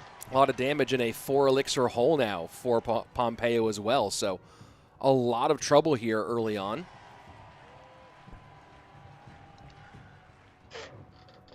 We've seen Pompeo use this deck quite often in duels, because it fits in with his other decks he likes to use, like Splash Yard. He uses Goblin Cage or Mega Minion, which is, he can't use his Pompa deck that much. However, with this, he can use other decks like Splash Yard. The P.E.K.K.A. against Mega Knight, though, that is huge. However, really good fisherman to take care of that Mother Witch. So there's another one of those ones where we've seen some great plays out of Mohamed. And a big lead early on, obviously, with that first exchange. But that P.E.K.K.A. Mega Knight could be at least a game shifter, if not a game changer. He only has Ewas here for the... He uses Mega Minion and his Night Witch. Pompeo correctly goes to the other lane. He has to use Fireball and Ewas on that balloon. Mother Witch high, working against the Night Witch. Fisherman, though, well placed to pull her across the bridge and completely negate that. And as we go into sudden death overtime, the lead still for Mohamed Light. Elixir now a bit more even, though. Nice recovery from Pompeo as time has gone on. P.E.K.K.A. goes high, trying to set the line here, and it will. Going to be a little bit more damage here from this graveyard, but shouldn't be too much. Snowball is forced, though, as the expenditure. The problem for Pompeo here is that Mohamed has so many answers. He has Fireball for the Mother Witch. His Fisherman's just help out killing P.E.K.K.A.s or Mother Witches or to attack with. He also has Mega Minion for the balloon. Night Witch just is very hard to deal with because he doesn't have a big spell, and then Ewas to also deal with the balloon.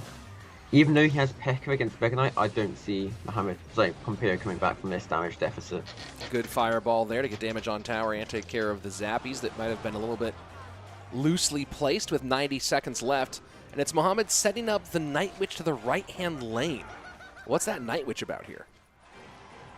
I think he might be scared of the all-in attack from the other lane from Pompeo. High P.E.K.K.A. again from Pompeo.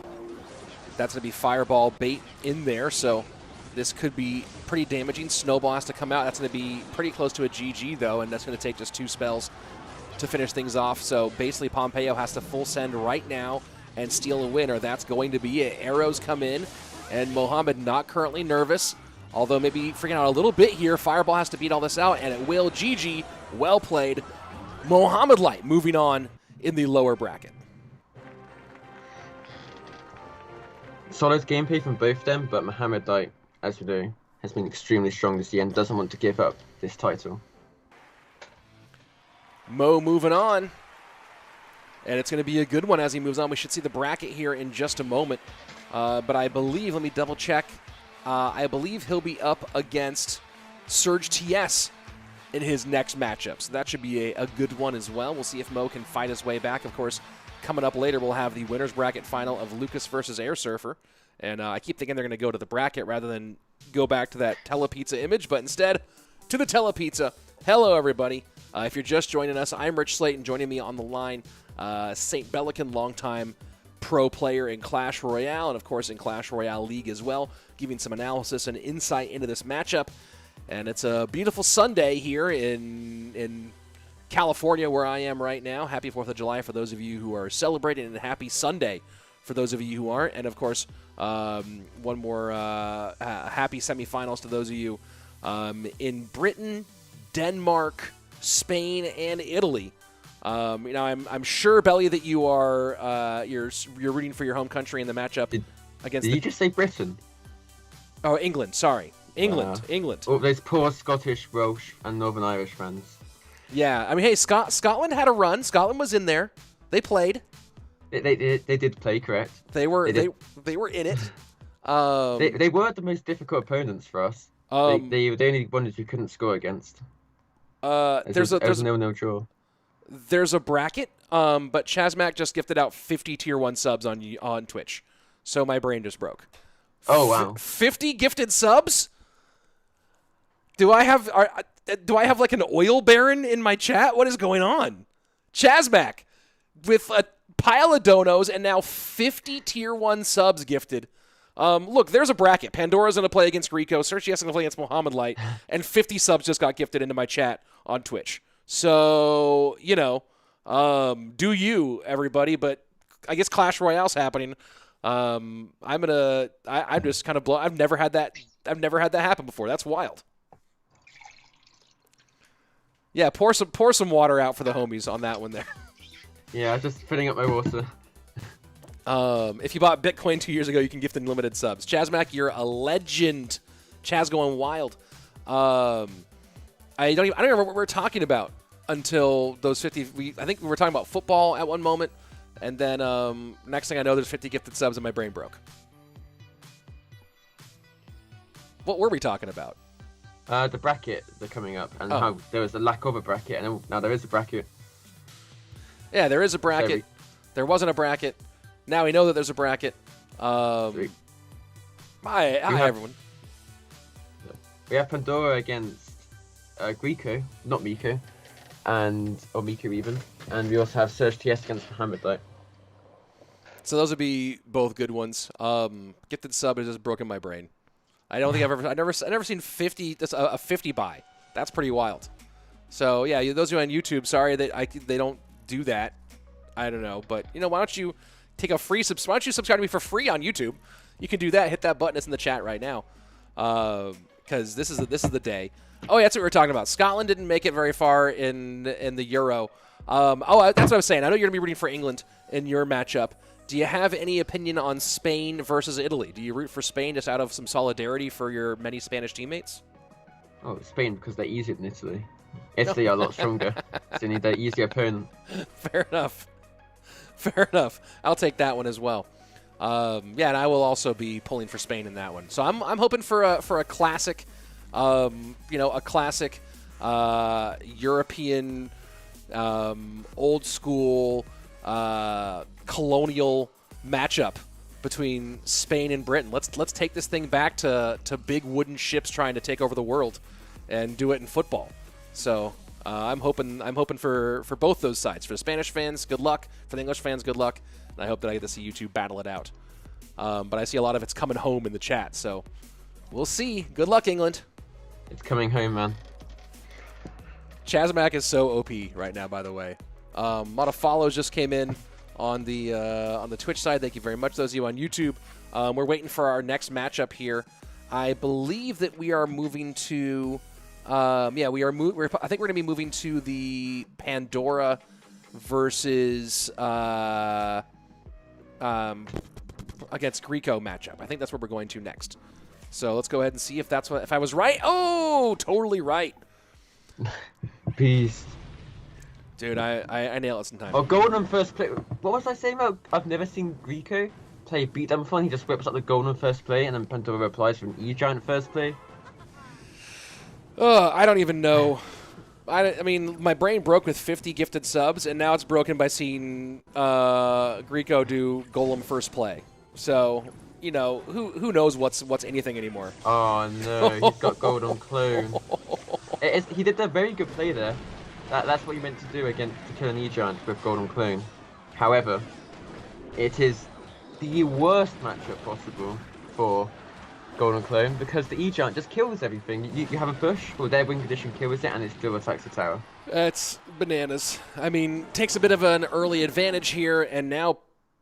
Oh, that's not me, guys. I'll commentate the match for you. Oh, Pandora's taking his tower because he's up a lot of elixir. I assume so, at least. Looking at the counter-attack he had with the Mother Witch and Dark Prince. Oh. Griko's crying because he's got a 100-day matchup. All right, we're back. We're back. The app must have crashed for in the Queso. They've had some app crash issues, and shockingly, Belly's commentary without being able to see the game was still absolutely on point. Oh, and Fire Dragon, will it take down the Golem? Let's find out. Oh, it's not looking good for Griko. However, he does have a huge push here. That might get some damage. Never mind. No. Oh boy. Oh boy, you're like, hey, maybe this clone will NATO. He needs to wait for him to nade. You can't clone before they nade unless you have a Lumberjack there. But then you can't clone before the Mother Witch is dead, and then you also can't clone before the Electro Giant is gone. Yes, but it means they can't use their Nado. They have to wait for you to clone your Nado. It just means you don't use your clone, they don't use your Nado. That's what it means. But you can't clone, because then you're just giving them the Nado for free. It's like, who blinks first? And Griko blinked first. Oh boy. Oh boy, what a... You know... you talk about bad matchups, and there are some that are even there are some bad matchups that even have some debate because the matchup is different at different levels of ladder. We saw some great data from Royale API the other day showing how different the 2.6 versus P.E.K.K.A. Bridge spam matchup ends up being depending on where you are in ladder based on the skill most likely of the 2.6 player, it seems.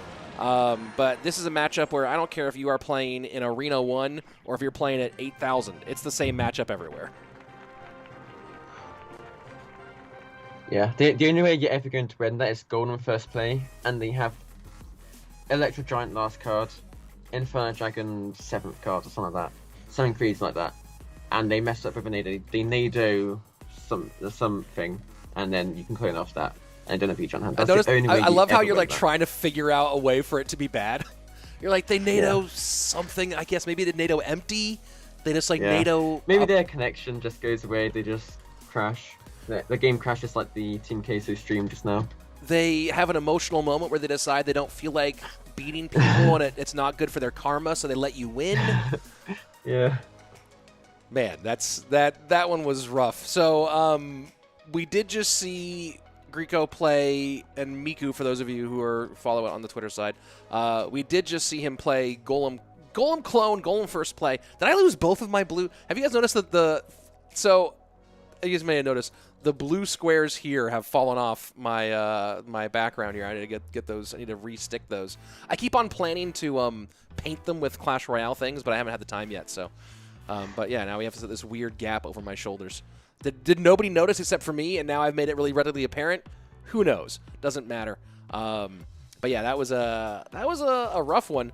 So I mean, here's the good part about it is there is almost no way for Pandora to put Griko on any decks for games 2 and game 3. Of course, you'd rather have the game 1 win, but it seems like basically the entire deck pool of Griko is probably available for the remainder of this match. That's partly true, however, there's one important thing. He's used his arrows. He cannot use arrows now, so stuff like Firecracker will be really good for him now. For example, we've seen Griko play, what was it, Recruits, and he can't use arrows in that now, so Firecracker I think could be an option from Pandora, he can play any deck, so I wouldn't be surprised to see a Hog Firecracker from Pandora. Very interesting. Ayush Singla saying, is Rich reading the YouTube chat? I'm reading some YouTube and some Twitch. You know, I have 2 different streams going.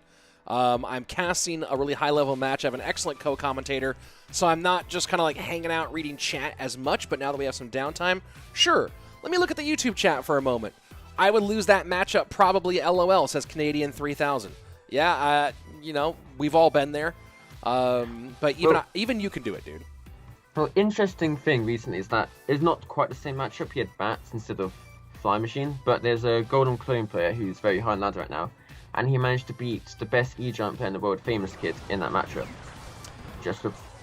I imagine a starting hand was involved, however, he did win it. We're into the match. We have Hog Earthquake from Griko and Recruits Hoggies from Pandora. Little late start of getting that to the broadcast there, folks, so apologies on behalf of whoever was in the production booth not pressing the button in time. Chazmac with another 1,000 bits. Chaz, just, you know what? I don't know what you're going for, Chaz, but I support it. I believe in you. And, you know, I'm going to have to change this channel to Chazmac Presents Rich Slayton on Twitch at this point. We're getting pretty close to it. And Knight cycle to the left-hand side, first 90 seconds away, and Pandora with a pretty significant lead. Look, this deck is usually good against recruits because Hog is very difficult to deal with, and you can't kill the Musketeer. You just defend very well with the Musketeer Tesla. However, as we've seen many times today, Flying Machine, it's not killable. Flying Machine will be the key for Pandora to have a chance to win this. As you can see, he's trying to abuse the Flying Machine, make sure it doesn't go into the same lane as the Musketeer. It'll whittle down the Knight, and it goes for the tower. Lots of damage. Oh, wow. So much damage. Really well played by Pandora, abusing the Flying Machine. And this is starting to feel like it might already be out of reach for Griko. It's going to be an uphill battle, but I think he can come back, but 4 fireballs, wait. Is that 3 or 4 fireballs? I don't know. But he can start to spell cycles soon, and I don't see... Griko doesn't have the big beatdown push to take a tower in a single push. He needs to whittle the tower down slowly, so it's going to be tough for Griko to come back.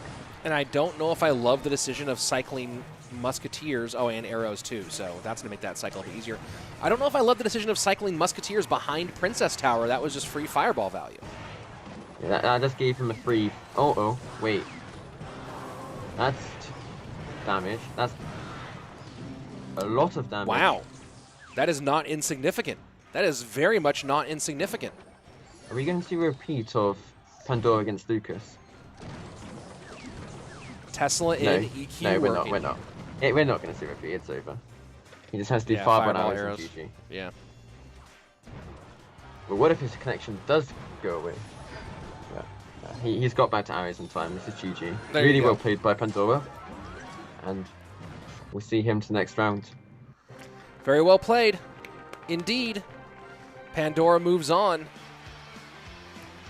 And he will be staying alive just a little bit longer. First of our lower bracket semifinals, we now have one of our top 4 already selected. Man, they are quick with that transition. I keep on trying to beat them, but instead we just get lots of telepizza advertisements. Let's take a look at some of the chat here. Has Rich ever been to Holland? Yes, when I lived in Scotland for a year, I visited very, very briefly.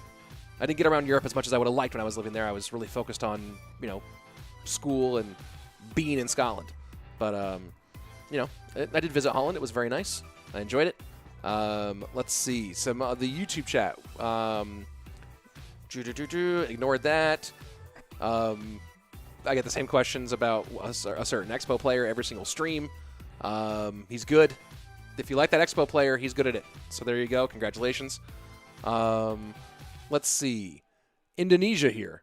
I don't know who this person is that Mauricio Gutierrez is mentioning, but he will not be playing. Awesome Glasses says, Ayush, thank you very much. Chazmac is Scottish. What? Even better. Chazmac coming through with all these huge donos and sub drops, and also Scottish, which, big fan. I don't know if you know this, Belly, but people from America like to say that they are something, even though it's just their heritage. So in that vein, I am half Scottish. So there you go. Also half Jewish. Really conflicted about Mel Gibson. Alex Konev with a gifted sub from Chazmac.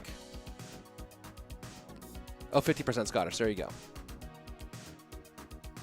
And Belly, did I lose you here? I might have lost Pelican.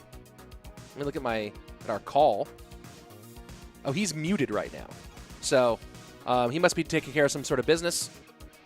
Let's go take a look at the bracket here. Man, I dropped that really great Mel Gibson line. Here we go. Take a look at the loser's bracket, or the lower bracket is my preparation. The elimination bracket, my preference. And up to the top, of course, Lucas and Airsurfer still up in the upper bracket.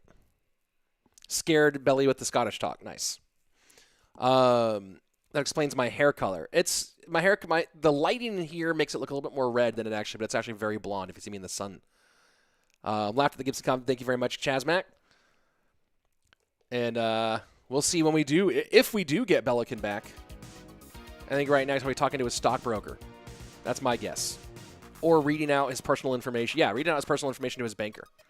What is my longest casting experience? Neo Goku. I mean duration. The CRL World Finals 2018 was a little over 8 hours, and that was really crazy, especially because we had this one hour. We had 2 major delays early on in the match, early on in the day. But I think the 2020 World Finals, the online ones, I think we had 2 10-hour days back to back, and that was a big lift, especially because that was before we added Eric Benamu and Joshua Sharon, a.k.a. Crap, to the casting team. So it was just myself and Andrew for 2 10-hour days. That was pretty brutal. But, it was also a great World Final. Also, it was in the middle of the night, too, because it was on the other side of the world. Am I streaming the finals as well? Well, this is the finals. I'm streaming this whole thing. We've started Mohamed Light against Surg. Here we go. Could be Sparky from Surg TS, Sparky Vage. Lots of people like to cheese Sparky against Mohamed Light, so I wouldn't be surprised. Is it just because that's the only way they think they can win it, as you were mentioning earlier? Well, it's just one of the easy ways to win against. Oh, never mind, it's Royal Giant, one of his favorite decks. Probably Surg's strongest deck, and most likely Hog Tesla from Firecracker from Mohamed Light. Probably his strongest deck right now. He's very good at defending a Firecracker Tesla. And for those of you on Twitch asking if I'm doing predictions, I don't even know how to set them up, actually. I've never done them. If there's a mod who wants to do predictions, feel free. Otherwise, yeah, I'm not going to be doing them because I've never actually done them before. It's always a mod who takes care of it.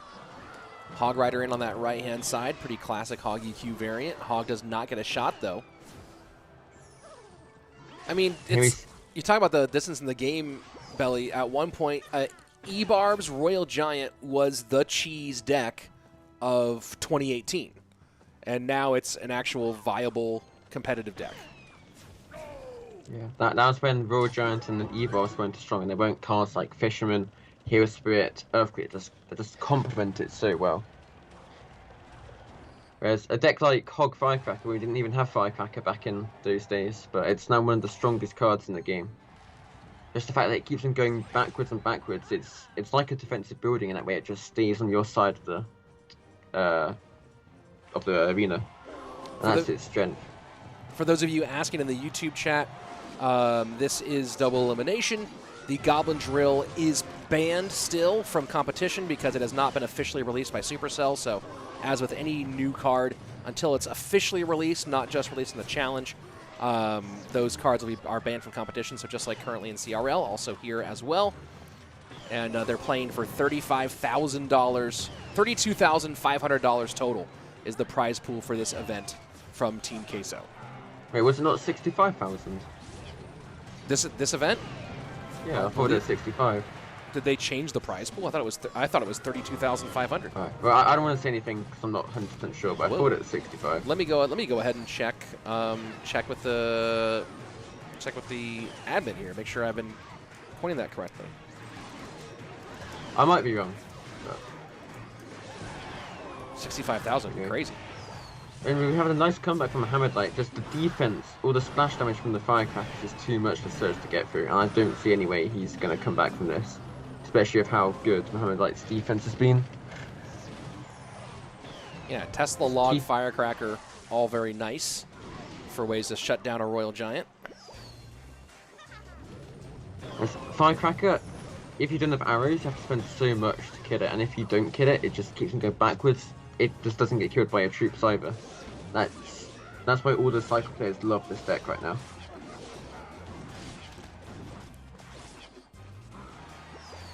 I'm not just getting hog hits, Earthquake cycling, and I think this is GG and over. I don't see him making a huge mistake for Surg TS to make a comeback here. Hog Rider in behind the Valk. Will get one shot. EQ going to be in, and that's a GG, a clean one here for Mohamed Light. Well done. Rich, what would you do with $32,500? I would buy, I think the math on that one is somewhere like I'd buy like 3,200 burritos. That's what I would do with that money, obviously. In the chat, they're saying it was 65 between two splits, so 32.5 per split, which would make sense. There you go. So both of us were correct. There you go. We're both. There we go. I like both being. Speaking of both being correct, Alpi from Royale API, who apparently is watching, has sent me some DMs weighing in on the Griko Miku debate. And here's his take. His Twitter name in Japanese, if you and all the Latin alphabet versions we're seeing are attempts of phonetic translations, some made by himself. If you listen to his name in Japanese, it sounds like Griko is the closest option, which is why that's what they use on Royale API. Miku is often used because it's his Twitter handle. It's also the name of his mini account. He's used Griko, Miku, and Grimoka are all in-game names he's used and later changed them. But it seems like Griko, G-U-R-I-K-O, or some variation of, is the closest to phonetically translating what his name is in Japanese. So there you go. That's the weigh-in from Royale API, and considering how good their data usually is, I'll go ahead and jump on that one as well. Yeah. So if we all just use Griko, that makes sense. And back into game 2. Mohamed Light with the 1-0 advantage. And the prize pool for today, now that we are into getting closer to our final 4, 5th through 8th place each get $500. 4th place gets $1,000. 3rd place, $1,500. 2nd place, $3K. And 1st place, 5,000 big ones. So there you go. That's the breakdown of the prize pool for today. So this matchup here, double your money for either Surg TS or Mohamed Light, whoever moves on to the next phase. Looks like Mega Knight Graveyard that we just saw Mohamed use in the previous round against the E-Giant, most likely. This is an interesting matchup because even though it should be really good for Fish, I mean, he might have P.E.K.K.A. Or maybe it's Splash Shard from Surg TS, I'm not sure. I've never seen Falk, Bomber, and Barbell. It's a strange deck for him. Baby Dragon as well, so feeling more and more like it could be in that direction. It feels like Splash Shard now.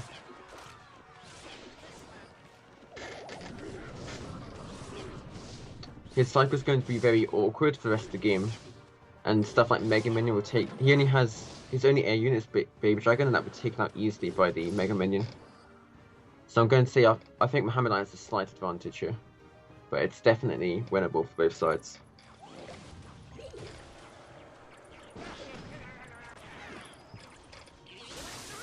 Bomber in the back. Lots of leaked elixir here from Surg TS. Had enough to give. Just getting his timing right on the right-hand side. Also, here's another case of Bomber, where she was saying you don't see much of in duels, but we've got another. It seems whenever someone used Golem, E-Giant, or Graveyard in duels, it seems they always seem to have Bomber with it. That's the case here. Mega Knight cycle to the right-hand side. It's all been the right-hand side of the board so far. And assuming this is Graveyard, and there you go, the GUI does come in. Feels like it will have... Oh, does the King Tower activation come in? And it does. That is one of the most RNG... Like, it's so random if that turns out, but that is so important for Surg TS to get that activation. You can now go on the offensive and not worry too much about the counter-attack. Mohamed Light's going to struggle to attack with that activation. And he's on the full-on offensive. He doesn't want to stop his pressure. 21.99 to 16.03. NATO to get a little more splash on tower. Doesn't quite get maybe what he wanted, but a little extra there does get poured on as we go into sudden death overtime. Just some spell cycle. As he hits 10, does Mohamed Light, setting up his Mega Minion in the back behind the clock one more time. It's not over for Mohamed Light yet. Even though he's got activation, he can still get poison damage, as he's doing, and still can do a Mega Knight tanking for a Grave and get a couple checks off, even if it wouldn't be that many hits. So I wouldn't count him out for dead yet. 1371 to 2018, and now opposite lane pressure from Surg TS. Mega Knight to pull the Valkyrie, but the Valk is tanking for that Graveyard. That is not insignificant, does force out the Snowball. Fireball goes the opposite direction, and that's a lot more damage here. And just like that, Surg TS takes the lead as we have just over 70 seconds left. Mohamed Light needed to block the Valkyrie bridge with the Mega Knight. He couldn't let it tank the Graveyard, and that cost him so much damage there from not tanking it. Night Witch now working on defense. Fireball in. We'll put some more on tower and create a bit of room as the Mega Knight does go back to help. NATO pulls it all together. That under 200 HP now. A lot of danger for Mohamed Light in the left-hand lane. We might be going here to a game number 3. This is final push. This is do or die for Mohamed. But however, NATO Fireball will take a tower and go to a game 3. Wow, and just a huge, huge move. The high-risk, high-reward play with the NATO being used on that graveyard, and it does get the King Tower activation. So big moment there for Surg TS. And now, you know, we've talked a bit about Cheese against Mohamed, about not wanting to go for the outplay against a player of this caliber. We've seen some of that direction so far used against him today, and we saw that high-risk, high-reward play paying off here for Surg TS. You've been his analyst before. You've done a good job of it, and you've admittedly had some rough moments. You're in Surg TS's corner right now. What 8 cards are you putting together? Sorry, can you say that again? I didn't quite catch that. And the setup was so perfect too. If you're analyzing Surg TS for Surg TS right now, what do you send him in with for game number 3 against Mo? Right. I'm looking at the cards that Mohamed Light's played fast. So he's got Fireball open. He's also got Mother Witch open, and Surge just used Fireball, so I would be very scared of Mother Witch. I cannot take a deck that loses to Mother Witch here. That's my first priority. So, I still have Poison available, I have Lightning available. I do not have E-Giant available. And then this is a tough one. I think he's going to struggle a lot against Mother Witch, and I cannot think of a deck yet where Mother Witch does not destroy him here. Oh boy. So this could be the end of the run for Surg TS. I could make sort of Hog Lightning, I guess. That might be a viable play here with Firecracker, but I'd have to use Delivery. Maybe a Lava Lightning, but he's used Mega Man and Baby Dragon. This is rough. Oh, this is rough. This is I pre-plan my deck sets beforehand. That's what I do. So. Well, we'll have to see what Surge has done. I don't think he has an analyst helping him. I think he's doing it all himself. So let's see what he's coming for fate. And the Fire Spirit will give him a rough time. Fire Spirit for 1 elixir completely counters Goblin Barrel now. I do not see him having fun here. Oh boy indeed. Although Lava Lightning, however, would have been a very good choice because he presumably has Musketeer with his Mortar. And Spirit Bombers, that's his only air defense, besides maybe a Delivery. So Lava and Lightning would probably be very good here, but not because I wanted it to be, just by pure luck that he didn't go with a deck that I lose to. But yeah, good start from Mohamed Light. Muskie will take 1 shot, but does force out a response on the opposite side of the board. Skeletons are in cycle, so that's pretty easy. A nice little positive elixir trade there. Shout out to the Great Orange Juice on that one for Surg TS. Mohamed Light's deck probably has Poison. Actually, no, it can't have Poison. It probably has Fireball and Delivery. Because he's used his Log, he's used his Poison, and he's used his Earthquake. I don't think he should be cycling Fire Spirit though, because that is his best answer to Goblin Barrel, and when he has Fire Spirit in hand, Surge just can't do anything against that Goblin Barrel. Goblin Barrel in, Spear Goblins on defense. Royal Hogs in on the push, Delivery to respond. But the lead continues to grow here for Mohamed Light as we get closer to double elixir. The cannon cut's going to give him so many problems here as well. I'm curious where his last card must be Rocket, I think. Look, as he doesn't have Fireball or Earthquake or even Log. Everything goes to the front-hand side, easily cleaned up here, 1759 to 1472 with 50 seconds left.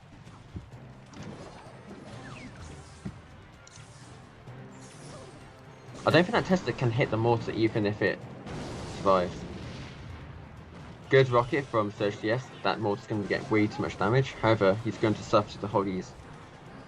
And I see no way back for Surg TS here. He cannot get the damage, whereas Mohamed Light can just keep that pressure up. Keep him guessing that damage with Hoggies or mortar. Yeah, 2 pretty simple counters to the Goblin Barrel. Every single time he wants them. There you see one of them, the Fire Spirit. People were in the chat earlier asking about the state of bait in the game right now, and do you think that this is indicative of the state of bait in Clash Royale at the moment? Yes, right now it's probably in its worst moment in the history of the game, just because of Fire Spirit. Before, you could, against Barbell and stuff, you can do tricky bows. You can put it on one side or the other. Whereas now, I mean, you can do bows where the Fire Spirit takes longer, so you might get a couple hits off.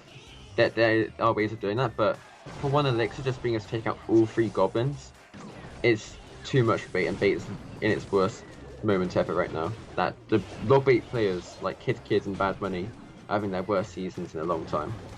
Mortar does connect on the right-hand side. Final 90 seconds. Lead comfortably being held by Mohamed Light.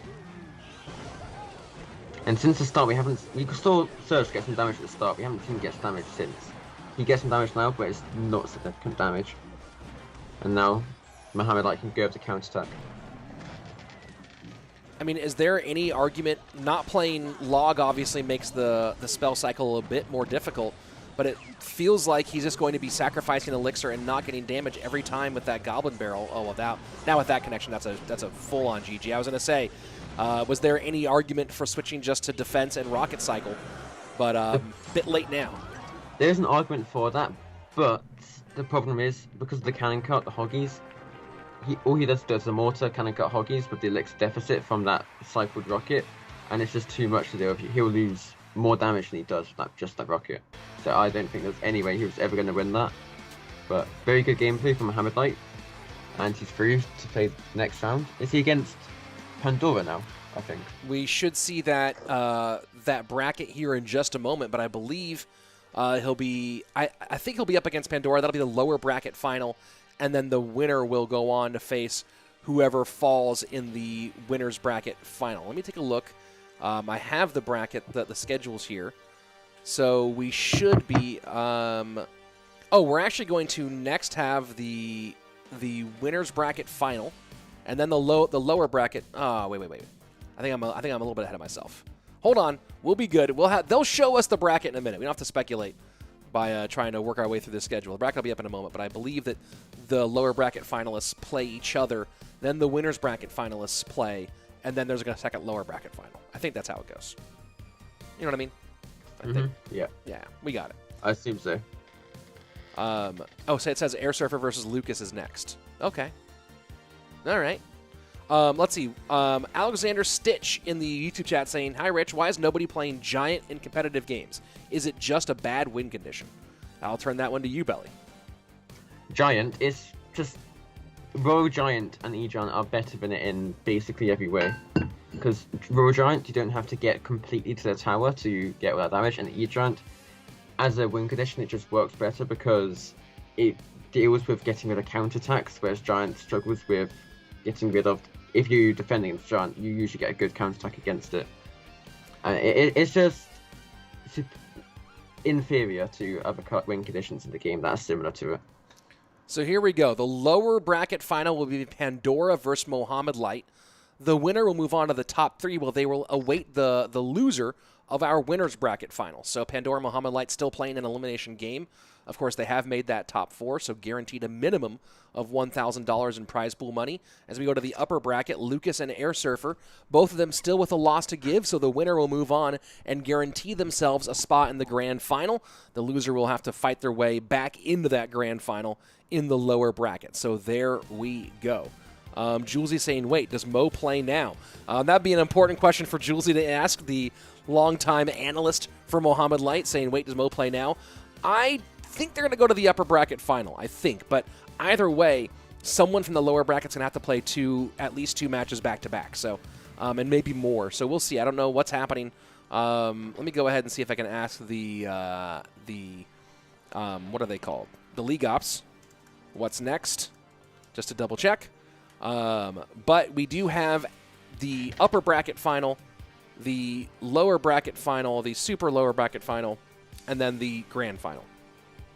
So up next will be the winner's bracket finals. Don't you worry, Julesy. You have time to plan your decks. You'll be fine. Coming up next, Lucas versus Airsurfer, which I'm very excited. Will I do prediction now? Is there a mod in the Twitch chat to handle doing a prediction? because I don't even know how predictions work, to be honest. TBH, never done them. I literally couldn't even tell you how to do them. One cool thing I noticed is that we had the 4 regions, NA, LATAM, Asia, and EU. And in the top 4, we have 1 player from each region. That's Pandora pretty fun. for Asia, Mohamed Light. I mean, he's not technically Europe, but we count him here as Europe. Airsurfer representing NA. As usual, he is the best NA player. And then in LATAM, we have Lucas. Wow, that's a nice little split. I'm trying to figure out how to do predictions for the Twitch chat because I just never do them. There's always a mod who does them. The way I did it is, do you know your stream manager thing?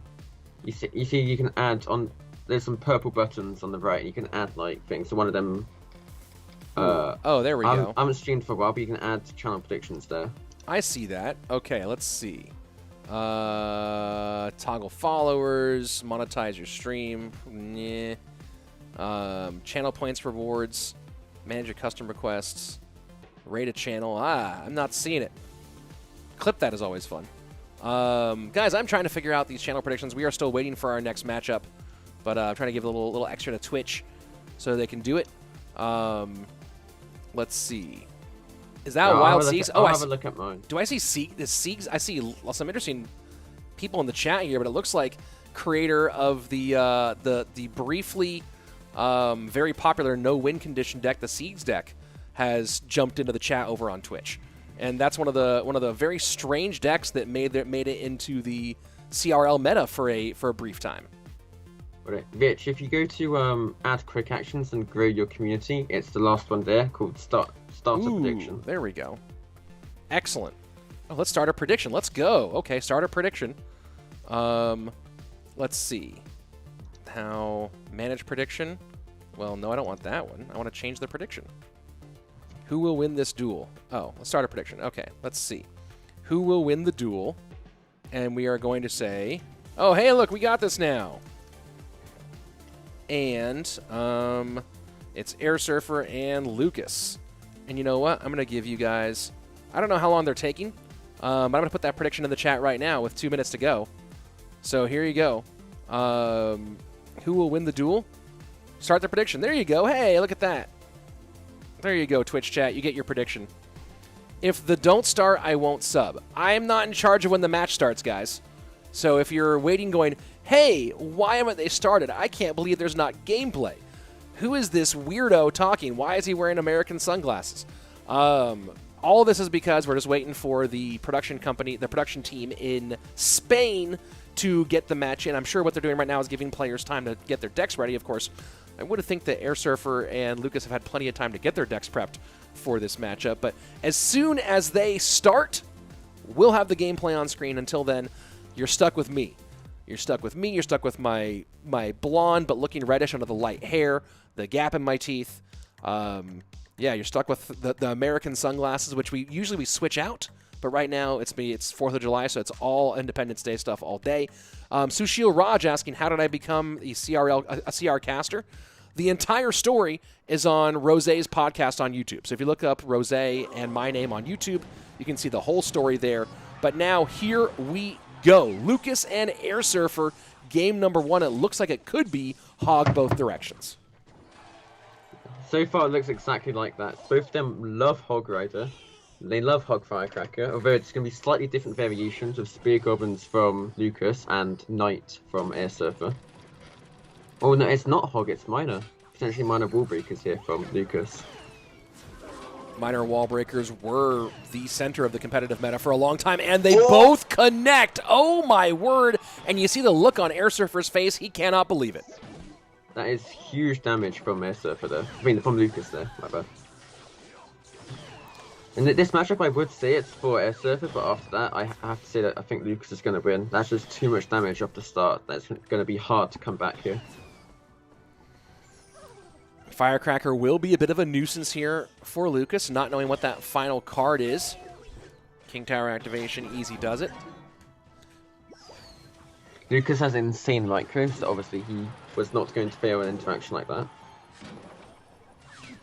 And a lot of expenditure forced out on the opposite end. Of course, it is an even 5-5, but Tesla, Skeletons all forced out in the opposite side, and Lucas now Gonna have to be wary of these earthquakes over time. Now, here's a question for you that I don't actually know the answer to, Belly. Often I ask questions that I know the answer to, as a broadcaster is meant to do, but this one I don't know. Why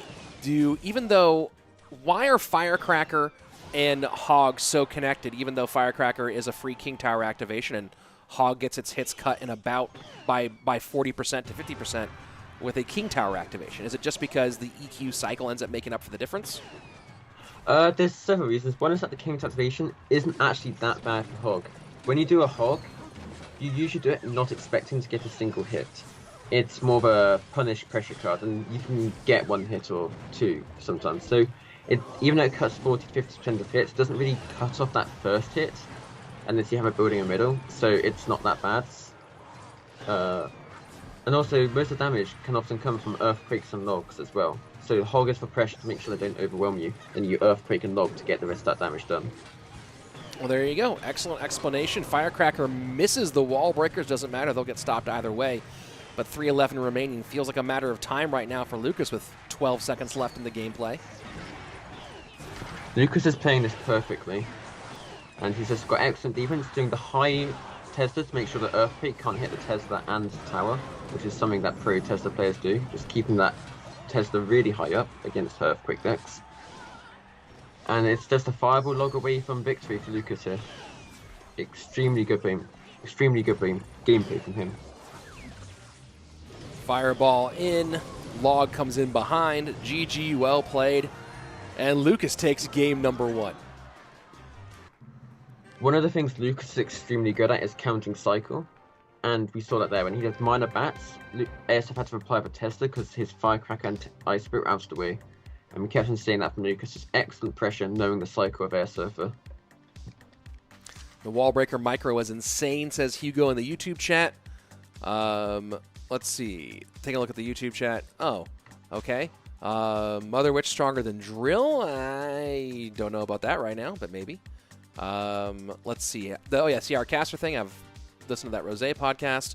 Start or I won't sub. Arietta, we started. What are you doing, crazy person? And over on the sub. Say what, Belly? Sorry. Guess he has to sub then. Oh yeah, yes, yeah. You have to sub now. Yeah, we started, so you actually have to. That's how the law works. You've been committed. I'll take you to the Hague if you don't do okay. Let's see. Give me 1 second. I'm getting a message. And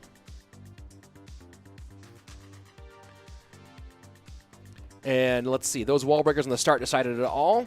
Opinions on Drill. My opinion on Drill, I don't like a card that defines the meta that much. That's my opinion on the Drill. There are certain cards that have been introduced that I think are great, and I like new mechanics being introduced.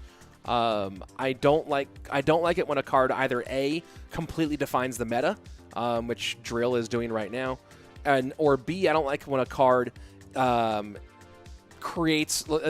insanely matchup dependent. Right? That's the other thing is I guess the game is going to have that no matter what, and dual mode does help restrict that to a certain degree, but I don't like a card that is that creates more of a coin flip. I don't love that conceptually. So that's my feeling. We'll see what they do with the Drill over time, but hopefully maybe some more changes come in before the next monthly qualifier. We'll see. Not entirely sure. But of course, Belly, every time I ask you a question where I think I know what your answer is going to be, you are maybe the most well-reasoned contrarian in Clash Royale. Do you have a differing opinion on Goblin Drill than the rest of the community, or are you in line with the general Drill fatigue?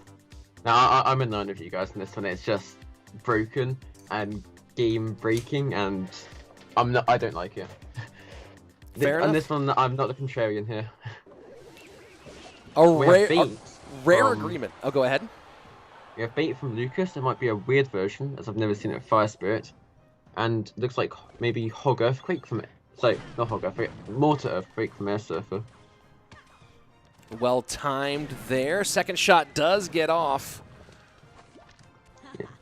So it looks like a weird variation of bait with Bandit, and I have no idea what else you could have in this deck. It's a weird deck I've never seen before. Maybe could this be the Wall Breakers, the bait Wall Breakers bridge spam deck? It could be. It could also be the Leo Vargas deck, but with Fire Spirit instead of Spear Goblins, because he's already used the Spear Goblins, which to me seems more and more likely. So you could have like Rascal's Cannon Cut, but I'm not sure. Actually, no, he can't have Wall Breakers. He's just used Wall Breakers as well. So that's another thing. Fireball. Oh, yeah, he did just use them. That's right. So Fireball on the left-hand side. Good point. Okay, it's looking more and more like the Leo Vargas deck of Fire Spirit then. Okay. One thing airsurfer's really good at is playing defense. And this deck is a very defensive deck from airsurfer, so I imagine we'll see some very good micro gameplay from him. Rascal Boy does not go touch with the pigs pulling at the opposite direction. And you talk about players who have been around for a very, very long time. Airsurfer was already very good before CRL and has only gotten better as time has gone on. One of those players we've gotten a chance to see improve and improve and improve already from a world-class standpoint, but began his career in CRL NA with TSM alongside Vulcan, OP Sam, and Firewolf. Then from there moved to Complexity for a powerhouse roster that didn't quite end up gelling, and then spent his last season in teams with Misfits, where they took second place in that spring season before Razor was given an offer he couldn't refuse from Team Liquid, and certainly changed the dynamic there on that squad. But airsurfer still playing at a top world-class level after so many years of competing. airsurfer's one of the most interesting characters in Zero history, because he's always been, all the pros know him to be an amazing player, but in Team Zero, I don't think he ever got better than 50% win rates, except maybe in the split when Misfits got second. But he's known for his very technical, very precise gameplay. I think the main problem he has is on camera and on stage. Once he makes one mistake, it all turns into 10 mistakes, and he just loses the game off that one mistake from it spiraling out of control. But he's always up there at the top of ladder with different decks. He's always in individual events as well. He's always been at the top. He's doing very well with the Zero season, and I think he has a top 2 or maybe a top 3 in the monthly final. Well, you, as something that Andrew and I quote very often in that 2018 season, you once said mistakes beget mistakes. So, you know, we totally understandable how that would cascade in the challenge, especially if you are struggling with nerves. Of course, airsurfer has not been having that problem as of late. On the other side of it, another guy who seems like he's really dealt with a lot of his nerves issues is Lucas, who's having a year that so far feels like the promise of the premise, if you will, of Lucas paying off here in 2021. However, in this match, it's not really important because airsurfer is keeping up that strong defense. Lucas is not breaking through the Goblin Bows, he's not breaking through the Cannon Cuts, and that's GG game for airsurfer. Quality defense, kept control of the entire game. And there we are, all tied up. And both players now just kind of have to sit there and make a very important decision. Of course, neither one facing elimination. This is the upper bracket final. They are both still with a loss to give, but as we've talked about earlier today, the road to the grand final, the road to the grand prize, is so much easier if you win this one, because all you have to do is then win one more best of 3, whereas if you lose this one, you have to win 3 more BO3s in order to win that grand prize. So, is that it? The stream title says, people are saying I misspelled the Pompeo on the stream title. Oh, well, there you go. Here, let me go ahead and fix that. Boom. There you go. I put the P back in. Sorry, people. Typos early in the morning for me on occasion. So, going to be very, very interesting. So let's suss this one out as we get into the end. We've seen bait and we've seen wall breakers from Lucas. You'd think Hog from Lucas, but it feels like a lot of the pieces of some of his favorite Hog decks have already been taken. So I'm just going to look on API to see what decks he's played so far, to see what he could play. Give me a second. So he's played Earthquake. Airsurfer's played Earthquake and Fireball, so you might see a sort of E-Giant is available for Airsurfer. We also have other decks like Poison, Graveyard, or other variations of that. Whereas from Lucas, we still have Earthquake available. We could see a potential Hog Earthquake with Inferno Tower, potentially from him, but I doubt that. Yeah, but it isn't an open. We also have Poison decks, so he could use his trusty Mega Knight or P.E.K.K.A. Graveyard which he's used quite a lot recently, that is completely available. Or we could see E-Giant from him as well. He's also got E-Giant available. He's used no cost that. So Lucas has a very open deck pool left, but airsurfer's deck pool is very restricted because of the spells and cards he's played. Well, it'll be a very interesting choice here at the end. What's with the sunnies? Asked Taser AUS. I'm wearing the sunnies because it's so bright in here. I'm casting obviously outdoors, as you can see in the reflection, and the sun is just really killing my eyes. So that's why I'm wearing sunglasses, guys. Let's see. Mother Witch showed up for a few matches ago. So talking about Mother Witch. Ahmad Tamer saying it's weird how the younger generation is only becoming pros in most games. Yeah, well, you know, that's what they'll do as they keep on getting better. And let's see. All match BO3. Yeah, I do. What do you think? I mean, there's a discussion right now in admin. This is gonna be all BO3s, obviously, but that super bracket, that super final. Do you think that this format is doable in BO5 at all, or does that just burn too many cards?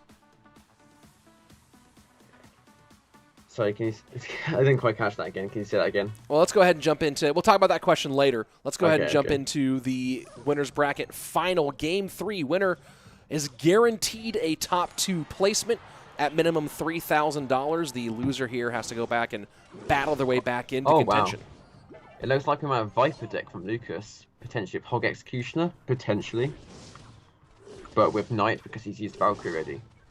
I don't think we've ever seen the Viper deck used in competitive except by Viper. Okay, it's not quite his Viper deck then. It looks like some sort of Hog deck and maybe E-Giant or Golem from airsurfer. Okay, it's some deck we've never seen before, I guess. Royal Giant, most likely from airsurfer. I changed my mind. Royal Giant Furnace, and then Lucas has some deck. I don't know what the hell he's using. Well, I'll say this one, Belly. Welcome to casting, because you know, you go, oh, I know exactly what it is, and then you are like, oh, well, I guess this is Clash Royale, and anything can happen. Yeah.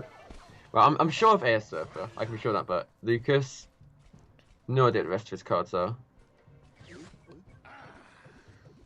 So, airsurfer using the classic Bob the Rock deck, which is quite popular right now, with Furnace having its recent buff, and Royal Giant being strong as ever. It could be Mortar from Lucas. He knows that airsurfer doesn't have Earthquake left, so you can't use the Earthquake on the Mortar. 2 good hits from airsurfer. So there's, you call this the Bob the Rock deck. Obviously, Royal Giant Furnace, either the Guards variation or the Lumberjack variation, was insanely dominant in CRL 2019 spring season. Dominant in terms of how much it was played, poor performance. But I've never heard this referred to specifically as Bob's deck.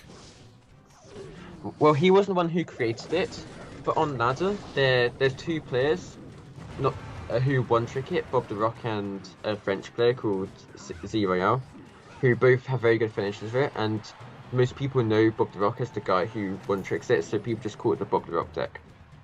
Fair enough. But KK is also one of the players who plays it. He's right now top 10 with it in ladder. So there's multiple players with it, but Bob the Rock's the main one known for it. Royal Giant down. Lightning gets 2 targets here. Only the Knight and the Musketeer. Maybe a bit of a miscalculation on there. He definitely could have hit the tower with that. So, small mistake from airsurfer, and that's going to cost him a lot of damage.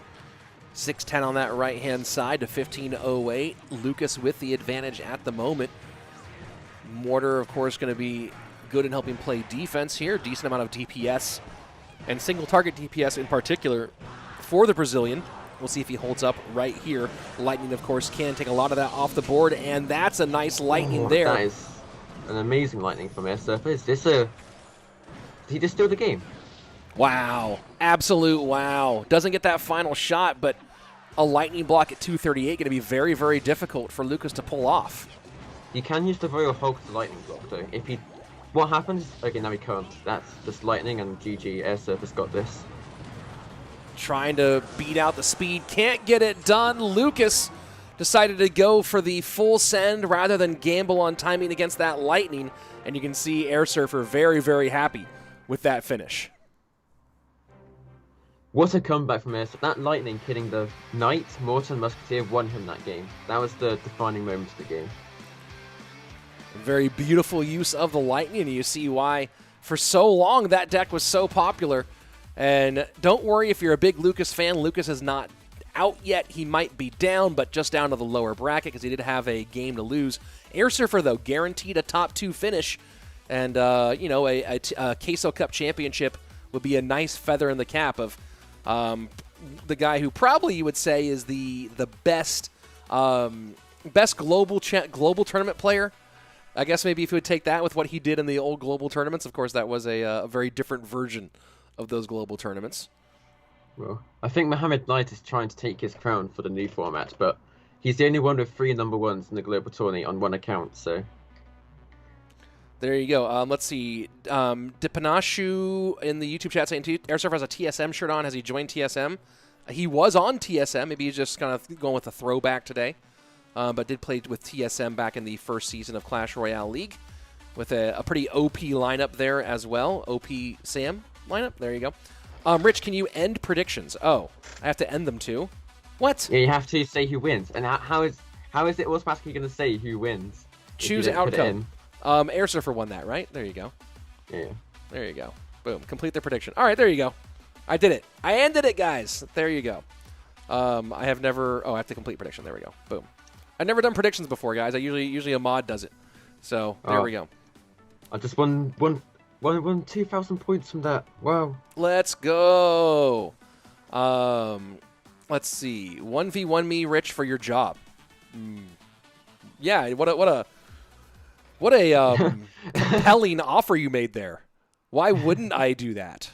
Man, that seems like clearly the thing that I should do is 1v1 you for my job. So there you go. Airsurfer gonna move on to the grand final, guaranteed a minimum of 3K, maybe 5K. 1v1 in boxing. Yeah, you know what? I'll do the 1v1 for my job in jiu-jitsu or Muay Thai. I'll take it. I'll take that. But in Clash Royale, no way. Disc golf? I'll 1v1 you in disc golf for my job. How about that?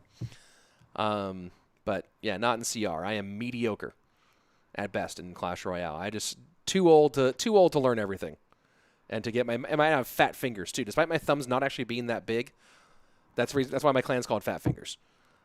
So there we go. On to the other side of it.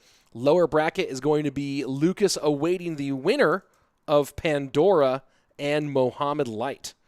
So you know what? Let's go ahead and put in a prediction for those of you on Twitch who do want to go do a prediction for Mohamed versus Pandora. Boom, predictions in. I'm a pro now. I'm a prediction champion at this stage, folks. What a beast. Thank you. Thank you very much. Beast mode. So we should be getting that matchup pretty down. I'm down for 1v1 in jiu-jitsu. Ooh, a lot of people here saying that they got skills on the mat. A lot of people here. Very, very interesting. Didn't expect it. Who is Belican? Random account. He's a guy who's better at Clash Royale than you are. That's who Belican is. Let's see. I accidentally predicted Pandora. Oh, that's unfortunate there. Misunderstood Shark. But who knows? He's been doing a good job today. It's very possible. 1v1 in chess boxing is a true test of skill. Do you know what chess boxing is, Belly? Because I don't actually know what that is. Chess boxing? Yeah. No. I mean, it's like when you get a hit when you take a piece. I don't really like you get to hit the other guy the number of points that the piece is valued at. That sounds like a really weird one. Let's go ahead and jump into our matchup. Pandora, top of your screen. Mohamed Light at the bottom. I've really seen so much Hog Rider today. And it's going to get a hit and an earthquake. Maybe it's Hog Rider for Mohamed Light as well. It's looking like it could be. Apparently, chess boxing is 3 minutes of chess and then 3 minutes of boxing, and you alternate back and forth. You either win by checkmate or knockout. That sounds interesting. To say the least. Yeah, so then if it's Magnus versus Hikaru, who do you take in that one? I feel like you take Hikaru. I feel like Magnus might be in better shape, though. Maybe. And he has more rage, right? He does work out as well. I sort of think that he works out to help him prepare for chess. I assume Hikaru as well, but I don't know if he does. I mean, it looks like we've not got Hog from Mohamed Light. We got some weird miner with Mega Minion. So, always coming up the new decks from Mohamed Light. Or rather, his analyst Julesy is doing that. It does feel like I wouldn't call it back, but I'd say that I do feel like I'm seeing more minor control than we've seen in a long time. Yeah, it's still not as common as decks. Like, we've seen so much Hog Earthquake today compared to it, so decks like that are still much more common. And I think Minor just doesn't have the punish that Hog does, and that's why it's not that as strong right now. But we are seeing more Minor and Minor Wall Breaks today than usual. And just EQ cycle for Pandora. Skeletons don't quite get the call correctly, and good recognition early. And that's just a brain, whether your brain is working correctly or not. Whether you recognize, you see so many players not put their brain together early on and see they're not against NATO and start varying minor early. And of course, Mo, not one of those guys with that problem. Early minor placement variation, and you see that paying off against the Skeletons there. Mm-hmm. There's a of Rocket. We could get some Rocket Cycle from Mohamed Light. Even though Rocket does less damage per elixir than Earthquake, it actually is better at spell cycle than Earthquake, just because per cycle you get more damage per elixir rather than because you have more damage of spell cycle in your cycle. Do you know what I mean? Sure, you have to spend less to get to the damage than you do for Earthquake. However, the problem Mohamed Light has is it doesn't have the punish of a Hog. If one Hog gets a tower, that's GG. If one Miner gets a tower, not GG. Tesla comes in high and late. Mega Minion going to stop that Hog from doing much, but Lee continues to move towards Pandora as the Skeletons go out. And nice protection. Man, just doubling down on the musky protection right now is Pandora, trying to keep that alive. And this Hog will connect, and that's what you called it right there. Pandora gets through. Big hits, and that's going to be an easy GG here for Pandora in game number 1. And Mohamed Light now facing elimination, but he has been here before many times. Pandora played that perfectly, keeping the Musketeers alive so you can't Tesla, Earthquaking every time with the Hogs to get that damage, protecting against the Miner perfectly, the Skeleton's log. That was just flawless gameplay from Pandora. And now we have to see what happens in the next match. And Cesar Torres Reyes in the YouTube chat, why does this say it's live? Because it's live. Because it's happening right now. This is a thing that's happening presently. I don't know if you know how live works, but live means now. So there you go. That's why it says that, and we're all here together to enjoy this one. Zero in the Twitch chat saying Mo will come back.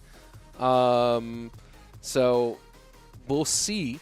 That was very well played, though, by Pandora, as you said. And it's interesting, right? Like, you see that Rocket being in the deck did force Pandora to play Muskie high as opposed to cycle behind, cycle in the back, cycle past that Princess Tower, but did not cause a significant problem for Pandora.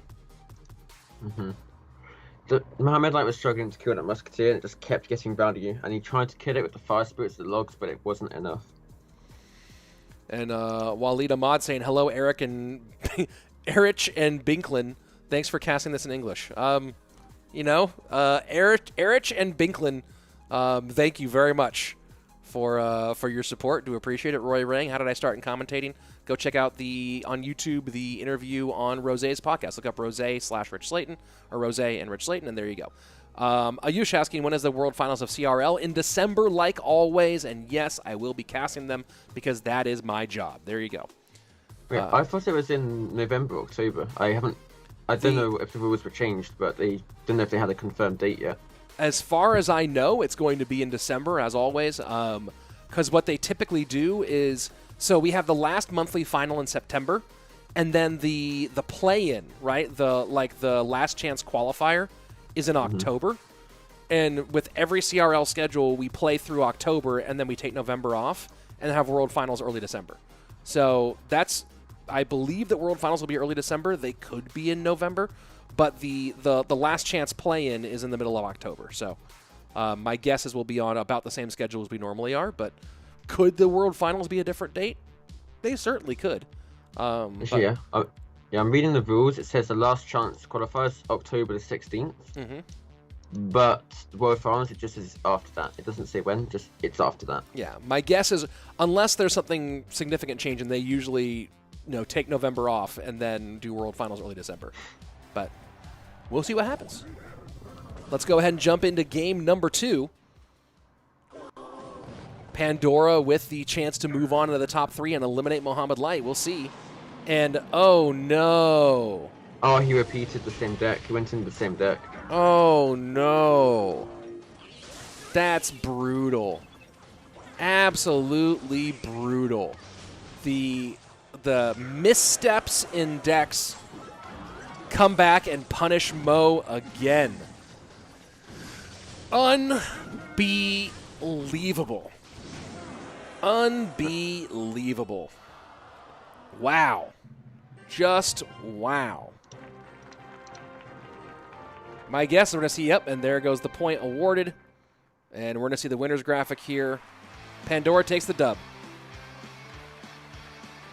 Unbelievable. Just at this level, with this kind of money on the line, and you can see no one's happy. Revel and Bale aren't happy about it.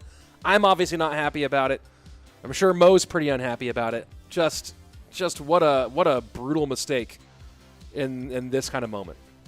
Crazy. Crazy. Just crazy. Belly, I mean, are you broken right now? I'm just trying to understand what just happened. He repeated the card. I mean, I got that, but how did that happen? How did he let that happen?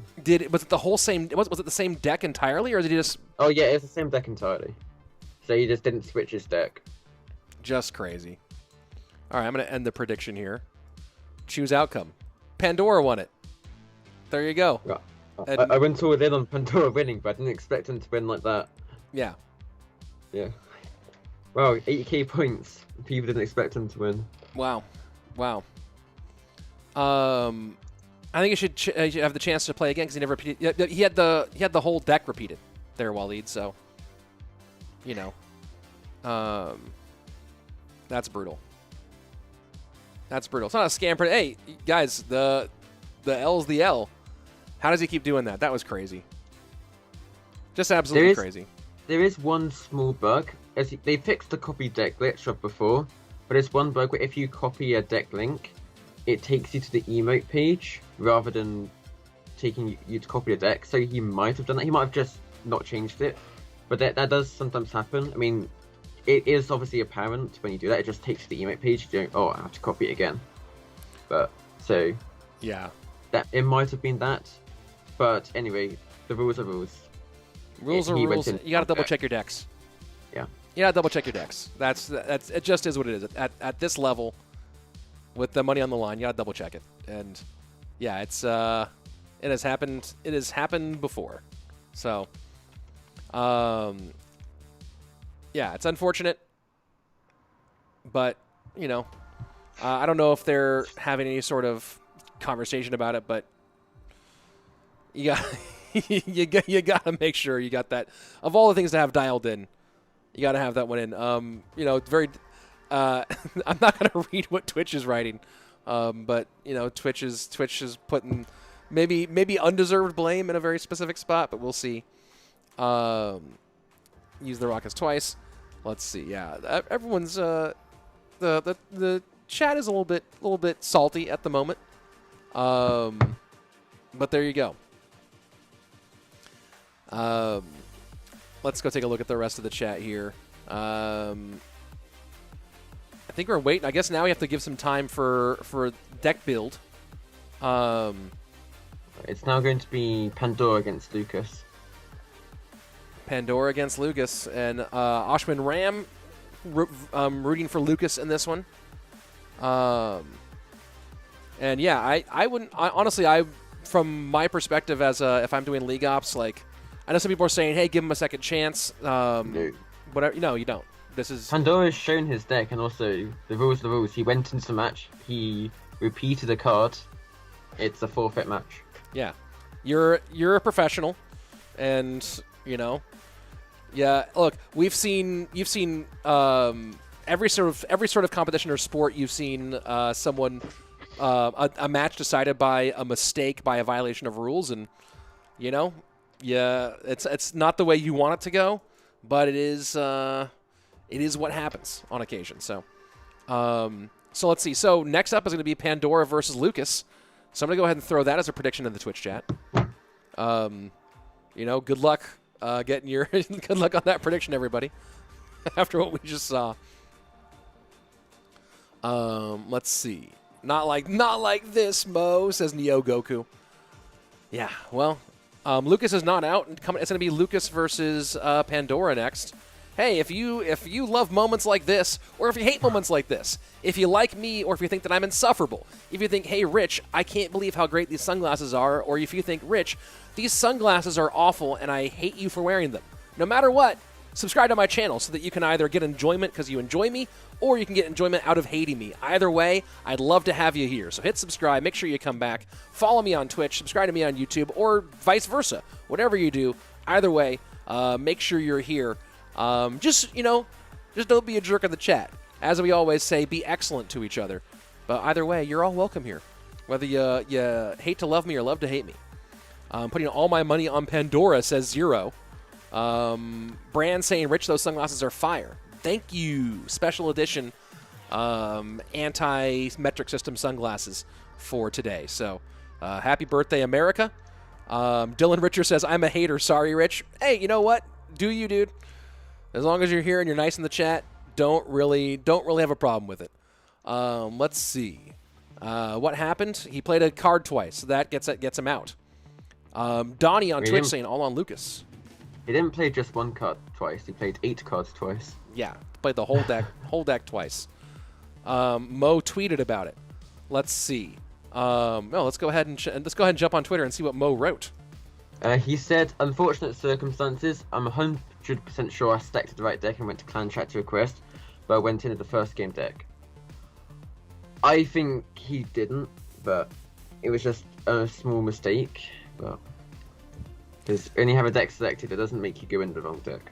Yeah, I mean, you can be 100% sure, but then also the other thing can happen. So, you know, I would take my time in that moment, but is what it is. We're waiting for our next game. Let's see. Oh, yeah, Ashwin now putting the tweet in there. Let's see. Top-notch Chase Gooder as always. Rich, thank you, Chazzy. Do appreciate it. If my stream deck, you know who I am not sponsored by is Elgato, and right now I'm fine with it because this stream deck, not OP. Not OP at the moment. I was going to try to throw you guys the Gooder link in chat there so you can look just as fresh as I do. But, unfortunately, stream deck not helping. So there you go. There's the link for you guys. I'll put it in myself. There'll be something you're pleased to hear. I'm actually wearing the anti-blue light Gooder glasses right now. Ooh! Yeah. I can't believe we're not on stream for that. Did you guys hear that? Did you guys hear that? We're into a game, by the way. We're 30 seconds into game. Oh, yeah. We've got Lucas using today's main deck, it seems, Hog Earthquake, against one of the other main decks today, Mortar Cannon Cart, presumably with Earthquake, but maybe not. This is a really interesting matchup, because even though it's Earthquake against Mortar, I don't think it's that bad for Mortar. Because Cannon Carts, it's really hard to deal with for Lucas here. However, that's a really good start and a lot of damage for Lucas, although he misses the Knight and takes back that damage. And yeah, Lucas not happy with that one. Big lead to open back up there for Pandora. Fadia in the YouTube chat saying Quake wins. Well, both of them have Quake, so I think that might have been the gag. Oh, right. I'm too old for those gags, don't get them. Oh yes, old belly. That's what we call you now, old man belly. Yeah. Compared to Zero Belly, yeah. It's very true, very true indeed. Who do we think will win, Rich? I mean, the final? Not entirely sure. That's why we're here, is to watch it happen. Although airsurfer does have a pretty good advantage and is playing like a beast right now, so feels pretty good. And by the way, guys, if this is not enough Clash Royale this weekend for you, of course, it is the end of season tonight for Ladder. I see someone on Twitch mentioning it. There'll be a lot of end of season streams available, but, you know, I'll go ahead and throw out the name of my co-caster, Joshua Crap Sharon on Twitch, former 2-time regional champion for CRL, and Lucas unhappy with that cannon card connecting. No. Oh, boy. That's too much damage. Oh, boy. Even the princess is upset about it. However, Pandora is one who is not upset about that. Pandora's keeping up the other lane pressure, making sure he can't get earthquake value, and then getting damage in the other lane. This is just flawless from Pandora, and Lucas has made several mistakes, eating the entire musketeer, eating a cannon cut, and that has cost him probably the game. You know, and despite the way that the last match ended, which was unfortunate, don't let that overshadow how good Pandora's been today, because he has been phenomenal. This is not the first time. Go ahead. Sorry, Pandora's one of the players who has come from ladder recently. He's just had many top 10 finishes, including a top 2, all with different decks. He's like a Muggy, but not as known as Muggy. Well, definitely a chance to make a big name today. Yeah, that was a rough one. That was a rough one for him, but we'll see if Lucas can battle back. But it does feel like maybe he's feeling the pressure a bit. You saw some frustration in that one. Here's a question from the chat, and I think oh, apparently EB7's in English tonight. Oh, interesting. Not in Spanish tonight for Eric. Going back and forth here, my other bilingual Clash Royale caster. Let's see. One of the questions is from David Noriega, is Cannon Cart better now that it moves slower? I don't think so, but maybe it's better in certain decks. It's in certain decks it's better, in certain decks it isn't. So in Graveyard, for example, it's worse, I think. But in Mortar, Hoggies, and Bridge Bam, I actually think it's better. Because being able to do it in the back and it's being slow means that if they say do a Musketeer in the back, you can I'll do Cannon Cart, whereas before you couldn't, because your Cannon Cart would get to their side before the Musketeer. And also against Firecracker as well. It just means you can slow play it more.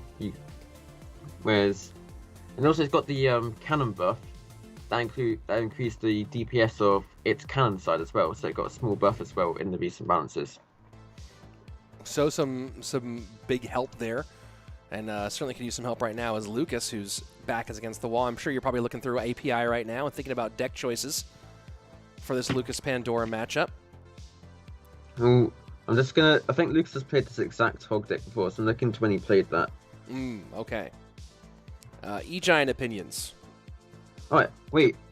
He played against Pandora, this exact deck in the first game, and he proceeded to use Mega Knight Graveyard, and then he used the E-Giant. So he started off losing with this hog deck against Pandora before. So we might see Mega Knight Graveyard or Hog, or E-Giant Furnace. Or the Bates deck we saw with Fire Spirit from Leo Vargas. Dark Prince set up in the back for Lucas. We could be going that direction. And a spawner deck out of Pandora. You know, Pandora certainly... Go ahead. It's starting to look like P.E.K.K.A. or some sort of bridge spam for Lucas, and Pandora's going full on with the hut spam. Pandora certainly has been unpredictable today in a lot of ways. He's one of the most versatile players in the game who can also compete at top ladder with all of his decks. Very few players can do that, and people like Muggy and Ruben are known to be some of those players. Well-timed maneuver there out of the Fireball Mother Witch combination for Pandora. Gets a little bit extra damage and then nicely picked up. Heard a bit of a chuckle over on your side. You notice something there, Belly? No, I didn't chuckle. Oh. No. Hearing things over here.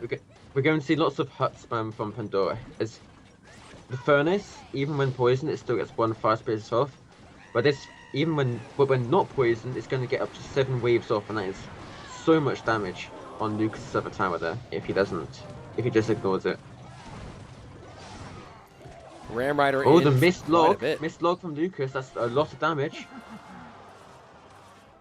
So, missed log by Pandora on Lucas's Ram Rider.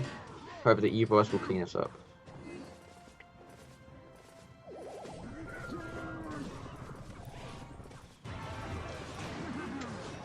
Mother Witch holding the line here, 1,300 HP on the right-hand side, so crosswise game at the moment as we go into Double elixir time sets up the furnace to pressure the left-hand lane, does Pandora. I think we can see some more hut spam from Pandora. He should be keeping up the pressure in the other lane, because that's his win condition effectively.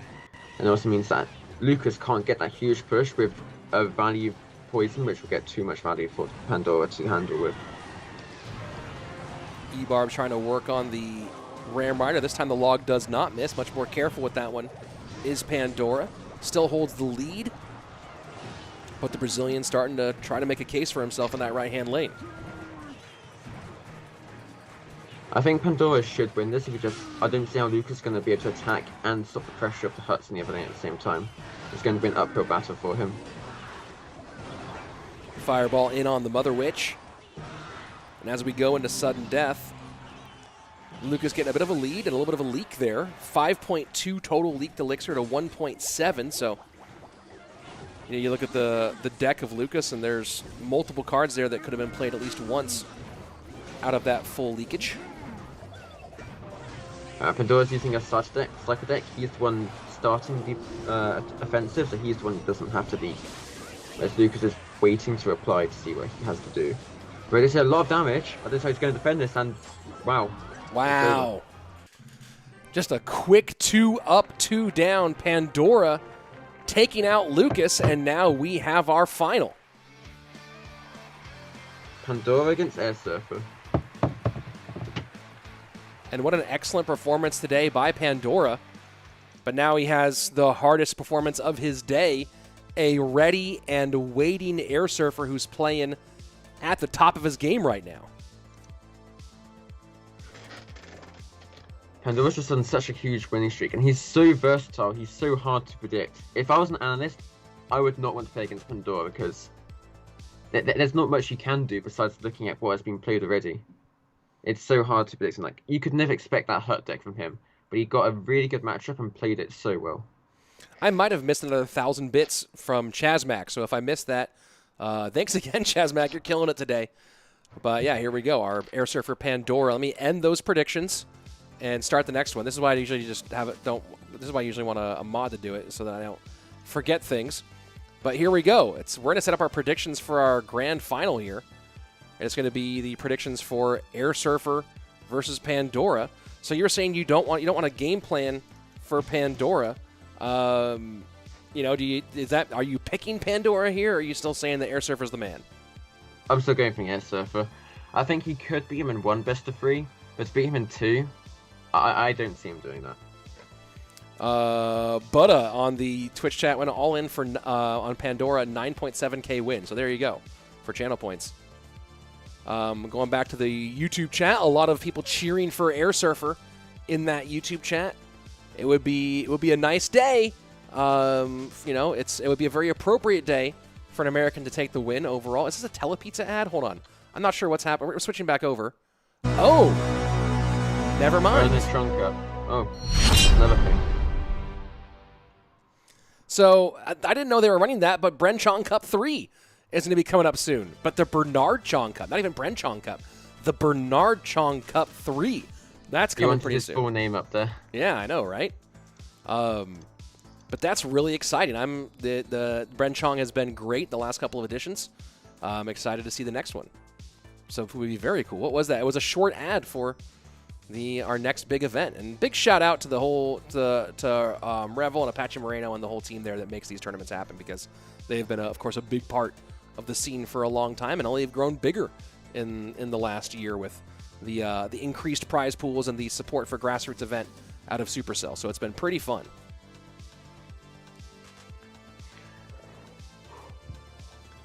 Let's see, I see some Pandora picks now in the YouTube chat as well. Someone picking Morton. Well, that's not going to work out too well. Let's see. Yeah, a few Morton picks. I don't think people understand what's happening in this event. Let's see. Oh, yeah. Enjoyable here. Like the Shades Ritz says Boomfang. Thank you very much, Boomfang. Do appreciate it. Celebrating the day. This is the extent of my patriotic expressions. His sunglasses that match the theme. I hope Thunderstruck wins, says Viking. Me too, honestly.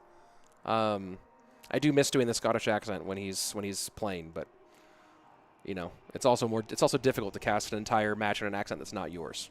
I think he says your accent of Scotland is terrible, but you think that's what he says?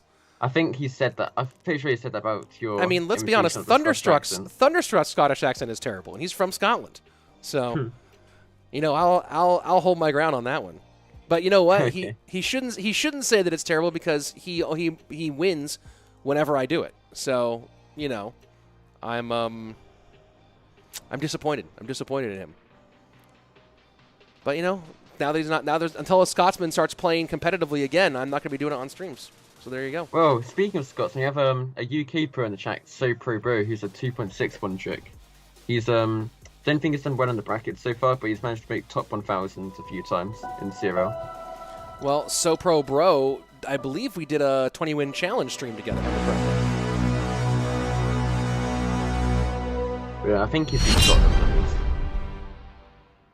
Okay, so I guess we're running that little 7-second teaser one more time. There you go. Bren Chong Cup 3 coming at some point.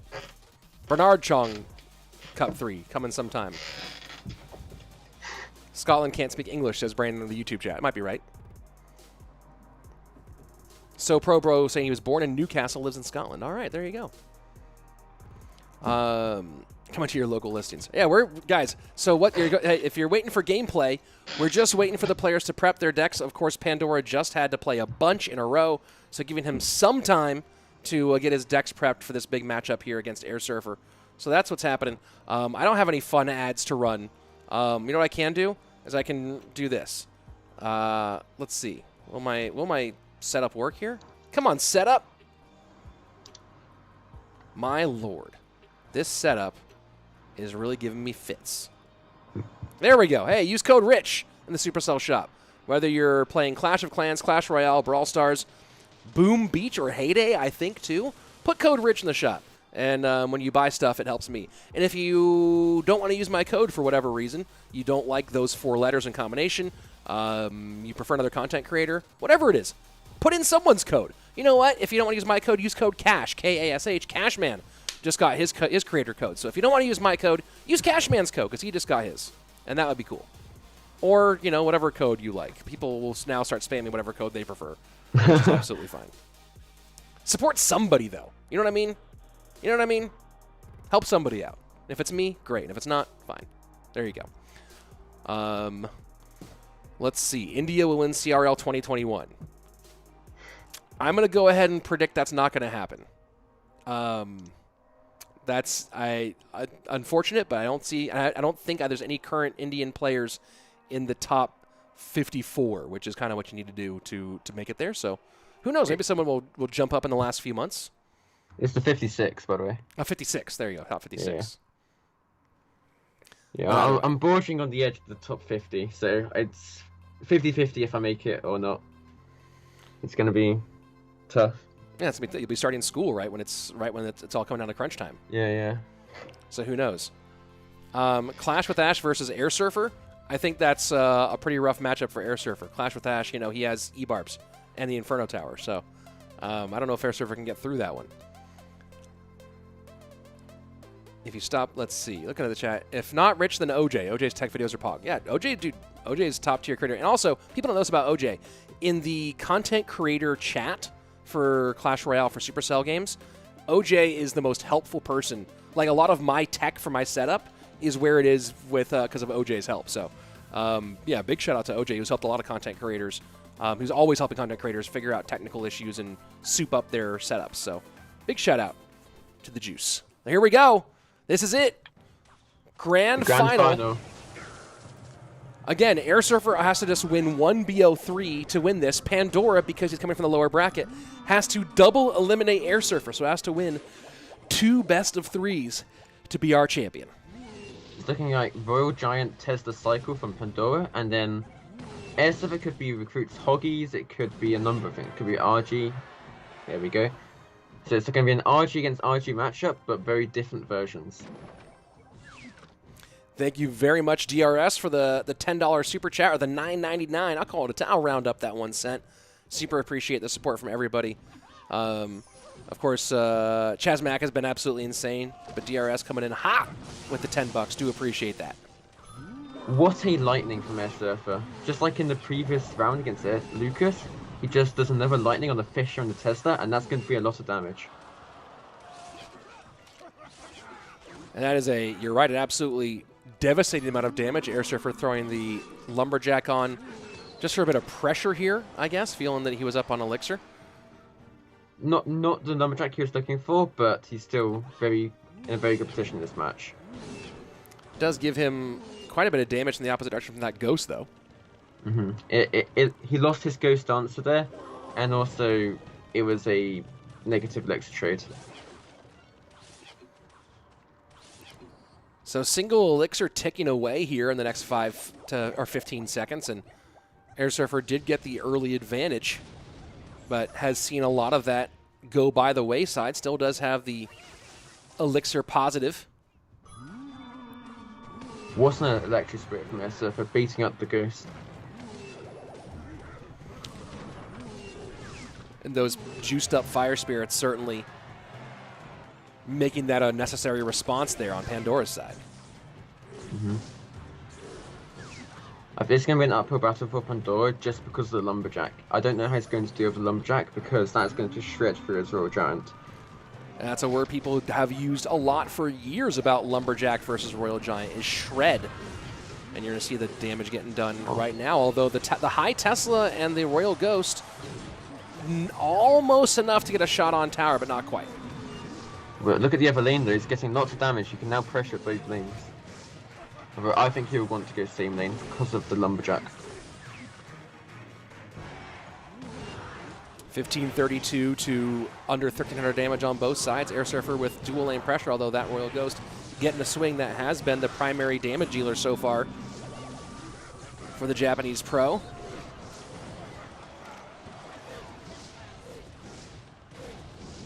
And Pandora starting to make a comeback like he's done many, many times today. Airsurfer needs to get that value lightning, but Pandora knows that he can't put Fisher next to his Tesla now that he knows he's got lightning. So it's going to be... Oh wait, he doesn't have enough for lightning, so he doesn't quite get the value in. Look at this Baby Dragon, does get held off by the Tesla, but a Royal Giant shot, 2 Royal Giant shots on the left-hand side, and that is an absolutely huge moment here for Airsurfer as we go into the final 80 seconds.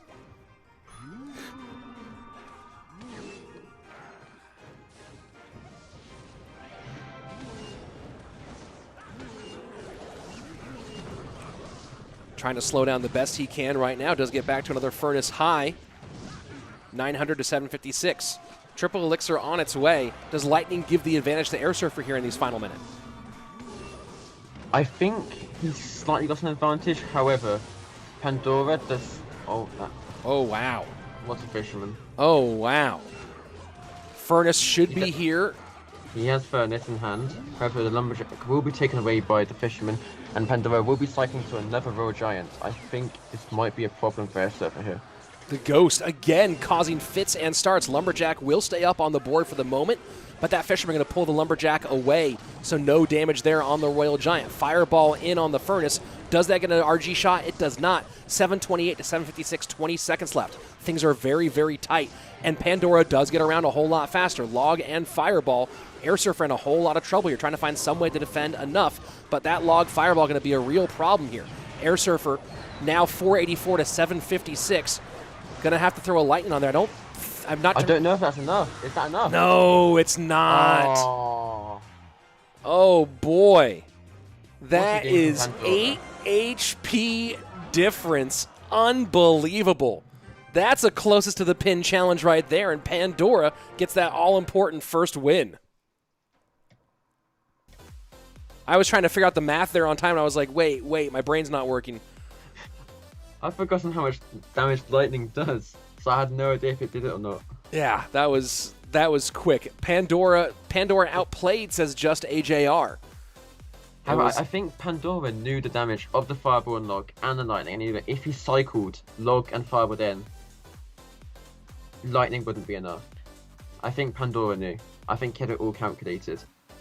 Very, very well calculated indeed. And that fisherman, I wish we had replays here. We don't have replays here, but I wish we had, because I want to go back and see that fisherman that pulled across the bridge and then pulled the RG back across the bridge, because that was it felt like a pretty important moment in the game. Mm-hmm. Pandora is indeed unpredictable, says Just AJR on the YouTube channel. On the YouTube chat, Sebastian Budd says, what happens if both towers are on the same HP? Then it goes to the next tower. And if it goes... No, it doesn't. Or doesn't it go to, like, to the next total? No, it ties.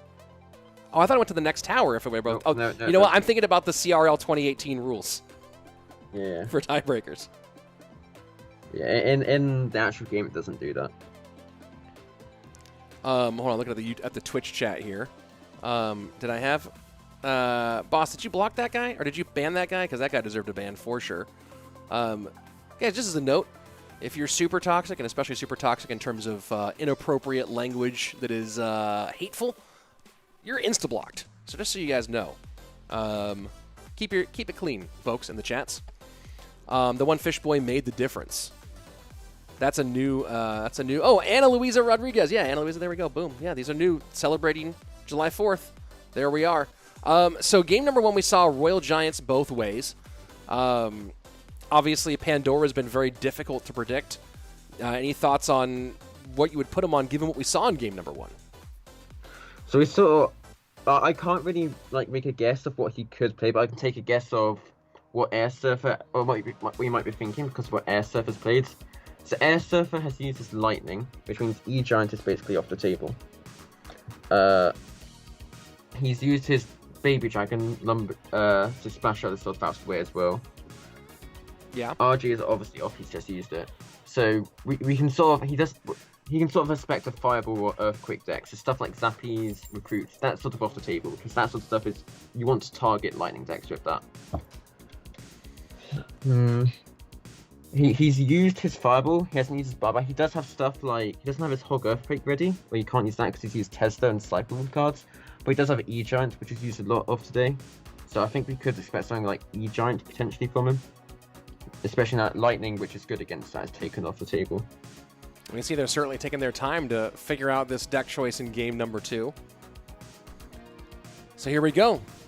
Airsurfer does not want to go to a super grand final here against the very unpredictable Pandora. We'll see what he goes with in game number 2. Pandora with a chance to send this thing to the super grand final, and just drops the army at the bridge. Must have had a weird cycle.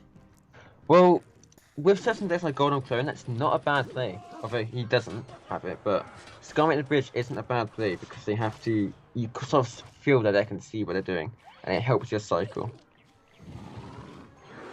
Very interesting deck from Pandora, never seen it before. And also Lava with Fisherman.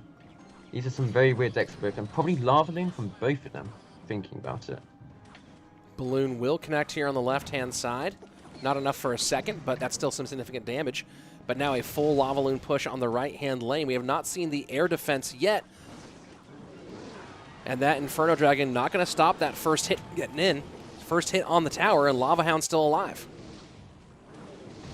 This Inferno Dragon will be the key for Pandora in this match. As it's, I guess that Airsurfer doesn't have a reset, so that'll take down an entire balloon, an entire lava.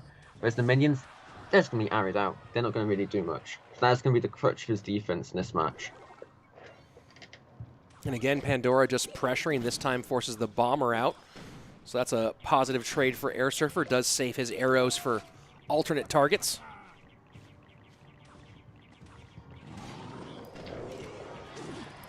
I'm curious what Airsurfer's last card is. I hope it's Inferno Dragon, but I'm not sure. And Pandora just choosing to sacrifice that right-hand tower and believe he can go ahead and win this left-hand side.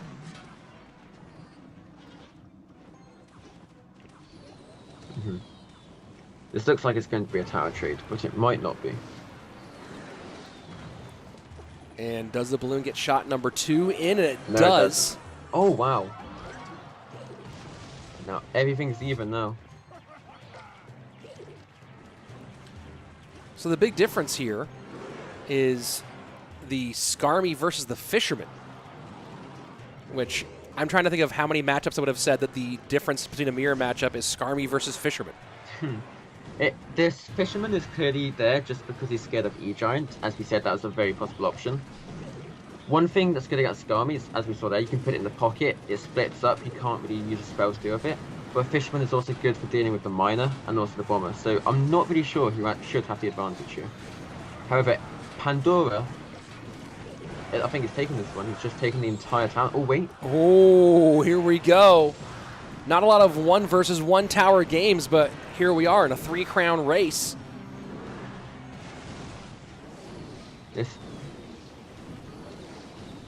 They're both playing so similarly, it's hard to differentiate it between them. This is where the Skami is useful. He uses arrows, but he does a bomber.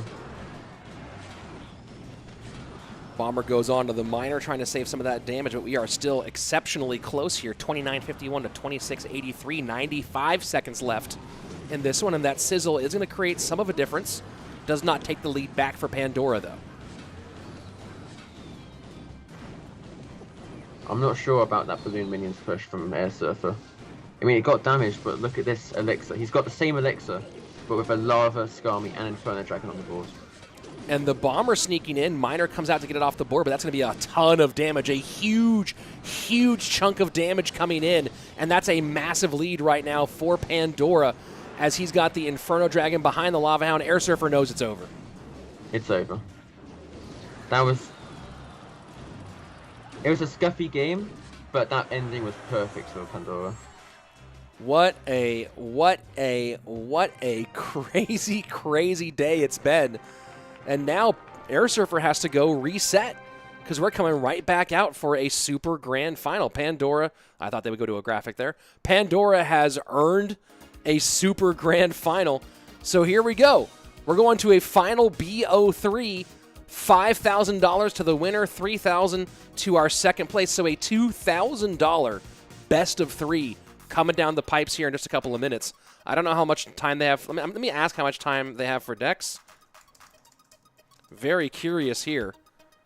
We are getting word that it's second BO3. Yep, we already know this. This Pandora dude is tough, says Mikey in the Twitch chat. So they only have 2 to 3 minutes to make to remake their decks for this last one, which, you know, I'm fine with it. I want to get this game. I want to get this one moving and get into the action.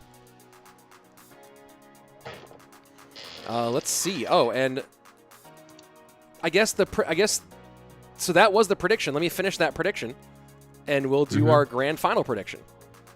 Wow, our super grand final prediction. Choose outcome. Outcome Pandora. Wait, it's not over. No, it's not over. Pandora won that one, but now we are going to our super grand final, which is the exact same prediction. So here we go. Super Grand Final. Do the cards reset? Yes, they do. It's a brand new BO3, Chazmac. Good question there. Let's go take a look at the YouTube chat here for a moment. Give them at least 5 minutes.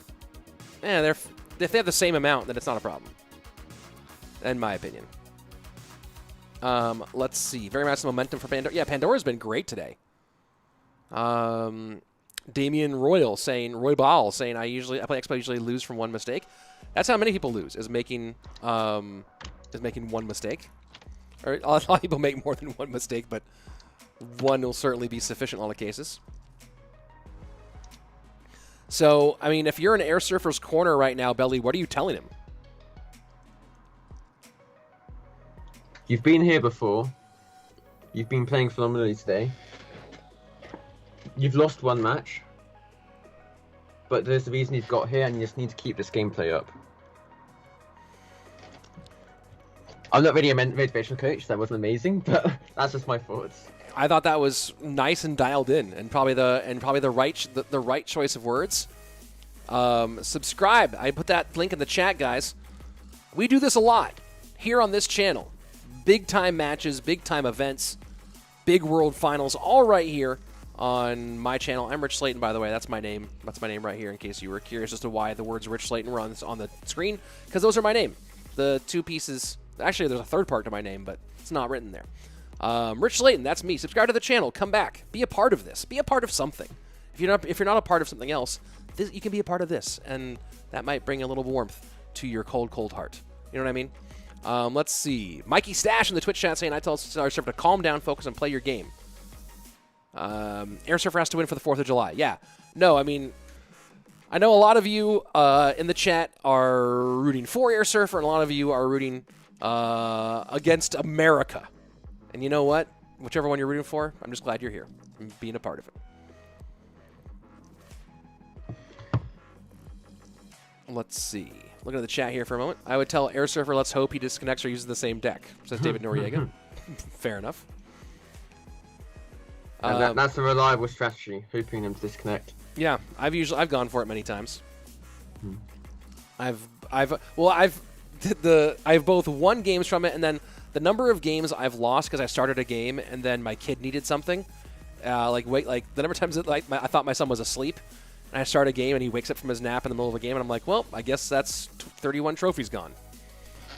There's a lot of those. Parenthood trying to play Clash Royale. Challenging. The other day I had a game where right at the start, my data cut out, switched to Wi-Fi, come back a minute later, and the opponent hadn't played a single thing. So, got lucky there. That's not too bad. Yeah. It doesn't always feel good when you DC and you come back and you still win. I think you always feel like a god. You're like, oh, I'm unstoppable. I'm completely unstoppable. I'm actually Bedekin, but...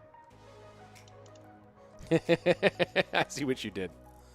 I see what you did there. One of my favorite moments was when Unstoppable smurfed his way through a Super League gaming event all the way to the championship.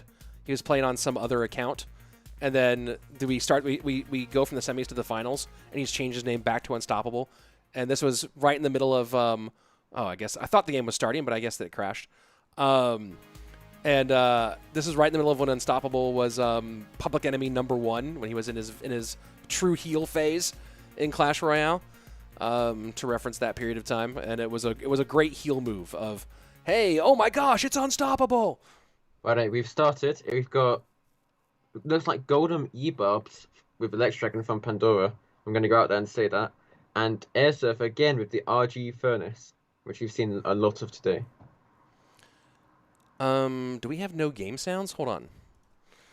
Yep. Oh, I see all the casters saying there's no game sounds. Okay, so it's not just us. The audio is missing across the board. I just saw 5 different casters post in the League Ops chat that there's no game sounds.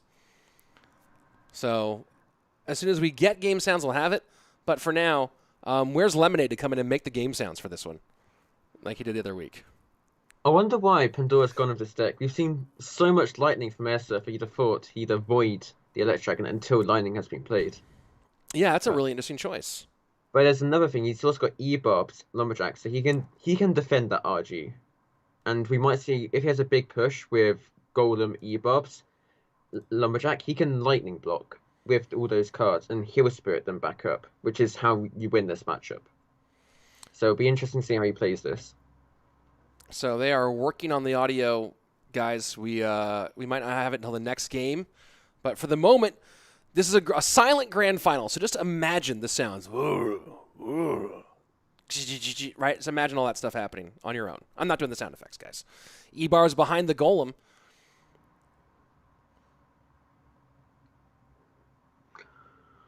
However, the Baby Dragon will clean us up, mostly.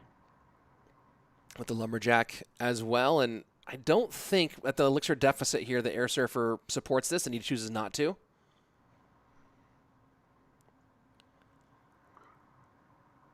And now Golem's up one more time to Pandora, but even on Elixir right now is Airsurfer. The problem is Airsurfer can't even punish with the RG because it's just E-Barbs. He has to play defensively here, and Pandora does Golem knowing that he can't get punished too. Nice little 3-piece there from the Electro Spirit. Little chip, chip, chip on that left-hand side. 20 seconds left. And look at that. The Lightning comes out and the E-Dragon right behind the Lightning play. And if this E-Dragon stays high, does not stay alive quite enough, the Baby Dragon played by Pandora trying to pick that redirect, but doesn't work out. Good defense from Airsurfer, and he should be able to finish with small amounts of damage. Airsurfer looks completely in control of this. His defense is sublime. Get the guy back into sound effects as third caster. Yeah, that was limited. That's what I was talking about. I wish. Hopefully they will solve this for game number 2. I'm sure they're desperately working on that right now. Fire Spirit gets in a little extra splash here. Oh my word. Now, why is Pandora, just from a technical standpoint, why is he switching from behind King Tower to corner placement on those golems? I don't know. Usually it's an anti-tornado thing because from that position it's harder to tornado it. What's a lightning block? Wow. However, I don't think it'll amount to much because the Mega Minion will just chop that thing down.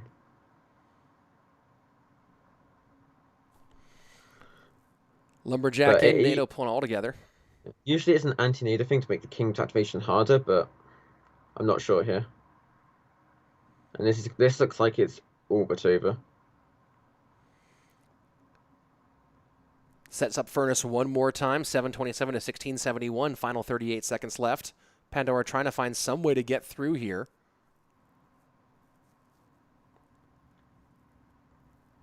Cheeky Lightning to be safe.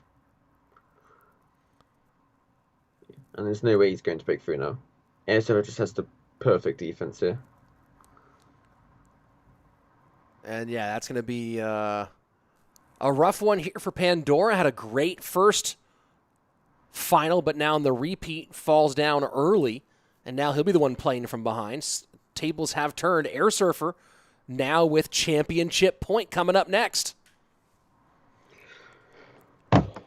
And maybe we'll have sound. Do you play with game sound? I do. I can never play with game sound. I play with either music or silence. I used to not play with game sound, and then I realized, especially me as being a mediocre player, how many mistakes I was making because I'm only looking at certain portions of the board at once. And so the game sounds give me information that I'm not seeing because I'm too myopic in my view. I sort of get that where I don't notice half a certain tower has lost 1 HP or whatever, but I just can't play a game sound because there's too much going on for me. It just annoys me. And if you've ever played Brawl Stars, at the start of the game there wasn't too many game sound things going on, but they have all the new troops just have 2 annoying game sounds for me. I can't play with it, and it's like playing Brawl Stars with game sounds, and that is not doable for me. It's just too much is going on. Yeah, everyone has their... I used to play purely silent, and then I changed once I realized that I was definitely better with sounds than without sounds. And also I have finally started muting emotes, which I didn't do for a long time. Yeah, emotes, their sounds are just annoying as well. Yeah. But I don't need them muted because, I mean, I don't listen to game sounds, so... So there you go. I don't want to see them either. They get... If you want to get in my head, emote like crazy, but now I've muted them, so you can't do it anymore, haha. So there we are. Playing RG in this matchup will lose him that game. Interest says Sugarist in the YouTube chat. That defense is absolutely crazy, says Dark Horse Gaming. Yeah, it was very, very good defense. People saying about what their sound plan is. Kelly Casado in the Twitch chat saying sound helps me tons. Overdose says sound is important for me as well. So everyone has their own opinions on sounds. They're getting the sound fixed right now. We'll be back on with game number 2 in a moment. Again, Airsurfer, championship point here. So a win from Airsurfer wins the Queso Cup. This first split wins $5,000 and is a big one for him. So we'll see if he can close things out or if Pandora continues to make these big, big comebacks and mount these big modes. And Chazmac with I missed it another 10,000 bit, another 1,000 bits in the YouTube chat and the Twitch chat. So thank you very much, Chazmac. You're just OP, absolute maniac level stuff from Chaz. Hello from Kathmandu, says Naraya Pratt. Belly, how traveled are you? I don't know where in the world you haven't been. Anywhere? Well, I've only really been traveling for CR. So obviously, I've been to Wales and Scotland. I've been to France. I've been to Belgium. And then for CR, I've been to Spain, obviously Los Angeles and Japan. It's not too bad. The most sort of far out between is Japan for World Finals. Yeah, Japan's definitely a highlight of my career for sure.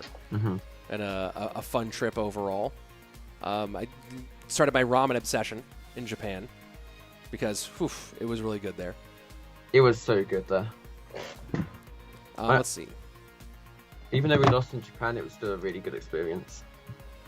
Look, anytime that you're I miss traveling the going there. world on someone else's dime, it ain't too bad. Yeah, definitely. Then all the food's paid for as well. It's a really nice hotel. Yeah, Andrew and I got together with Shua, the manager for Immortals, and we definitely lived like kings for a week in Japan. It was super fun. Yeah. Lord Baelish. Oh, go ahead. Unfortunately, we had to train a bit, so we didn't really go out that much, but we enjoyed what we could.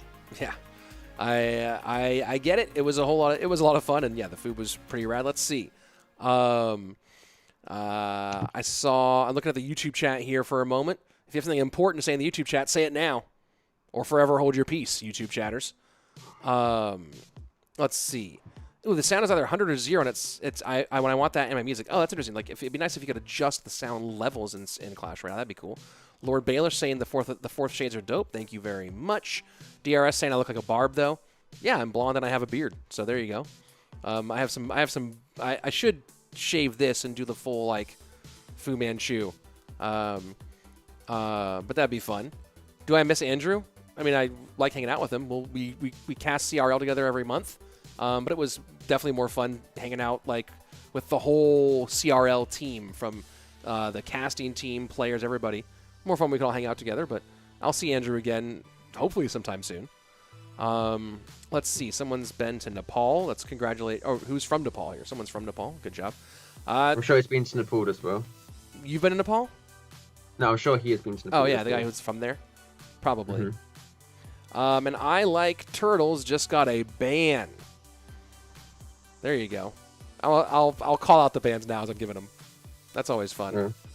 Shout out. Yeah, shout out your ban. You are no longer allowed. That's fun. I don't know what's taking so long here. Let me go ahead and ask League Ops. Is it still sound? Let's see. Where do I train jiu-jitsu striking? I have not been training, obviously, this last 15 months, 16 months or so. I started jiu-jitsu at Chris Lissandro's Street Sports Jiu-Jitsu in Van Nuys, who got his black belt from Hanato Manga, who got his from Jean-Jacques. Then I moved to D'Artagnan's in North Hollywood, and then I stopped jiu-jitsu because I was getting in. Airsurfer's power went out. Oh, interesting. Okay, he's coming back. Oh, that's something that George has told me about. Is that often his Wi-Fi and power goes out because I think he lives in quite a rural area of America. Oh, that's crazy. All right, so that's the problem for Airsurfer. We're getting him fixed back, but Airsurfer's power went out to go out. Let's see. So I stopped jiu-jitsu because I was getting injured too much. Switched to Muay Thai, which oddly enough, getting punched and kicked leads to less injuries than jiu-jitsu. You know, you have lots of bruises and bumps, but you don't get like ligaments torn and stuff like that. So I switched to Muay Thai at Muay Thai America Academy in North Hollywood under David Huey. And yeah, then now I have not been training in the last year and a half for obvious reasons, but hopefully back to it sooner rather than later. And there you go. But probably never jiu-jitsu again. Probably going to stick to Muay Thai. I think I'm too old for jiu-jitsu. Not entirely sure, though. Who knows? Oh, wow. This guy, man, people are asking for bans here. This is fun. Let's hand it. Let's. I think you're kind of encouraging it with what you're doing. So fair enough. I don't think saying a name out is gonna help you with the situation. Fair enough. People asking for a McGregor versus Poirier 3 prediction. As long as we're waiting for Airsurfer's internet electricity to come back, I'm gonna say Poirier in that one. I think that McGregor's got too many watches and too many cars and too much stuff going on, and that he's not dialed in. So I think Poirier is going to hurt him. That's my prediction there. We'll see. If you get injured in jiu-jitsu, you and your partner are doing it wrong. Yes, and you know, I'm pretty big. Like I'm over 200, and all the guys I train with are over 200. And when you're big in jiu-jitsu, you just get smashed sometimes, and things get hurt. I don't know anybody who trains jiu-jitsu like on a serious level and doesn't have like a shoulder injury or a knee problem or a back thing. So there you go. Hey, I think we got it. Airsurfer with his power back. Can he secure the championship here? We'll find out maybe in the next 3 to 5 minutes. Pandora going with log. It could be Hog Earthquake, Archie Tesla, or any other multiple decks. Many have log. And it looks like potentially Mortar Cannon Cart from Airsurfer, although it could be any Cannon Cart deck. The cannon cart is so slow. The thing is, it's technically, it went from fast to medium. So it's not even technically slow speed, but it feels like it's super slow speed. So here's a question for you. What would you say is the cannon cart's most famous moment?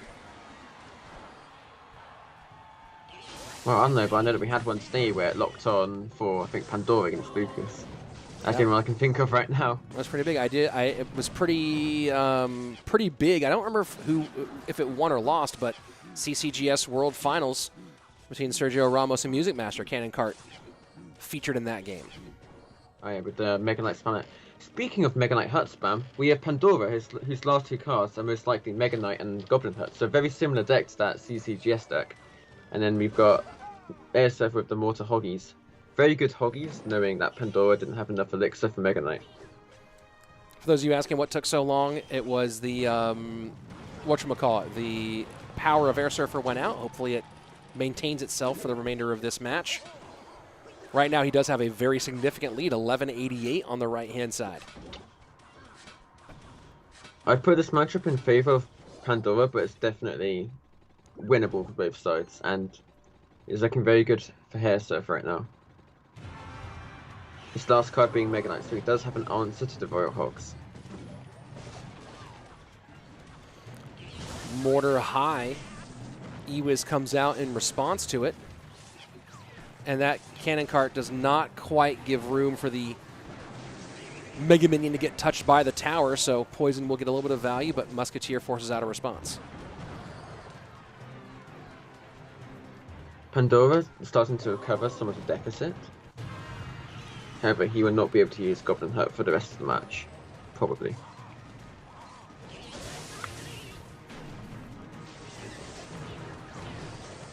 Pandora very hesitant to use Mega Knight because he's scared as soon as he does Mega Knight, Airsurfer goes in and Hoggy's other lane.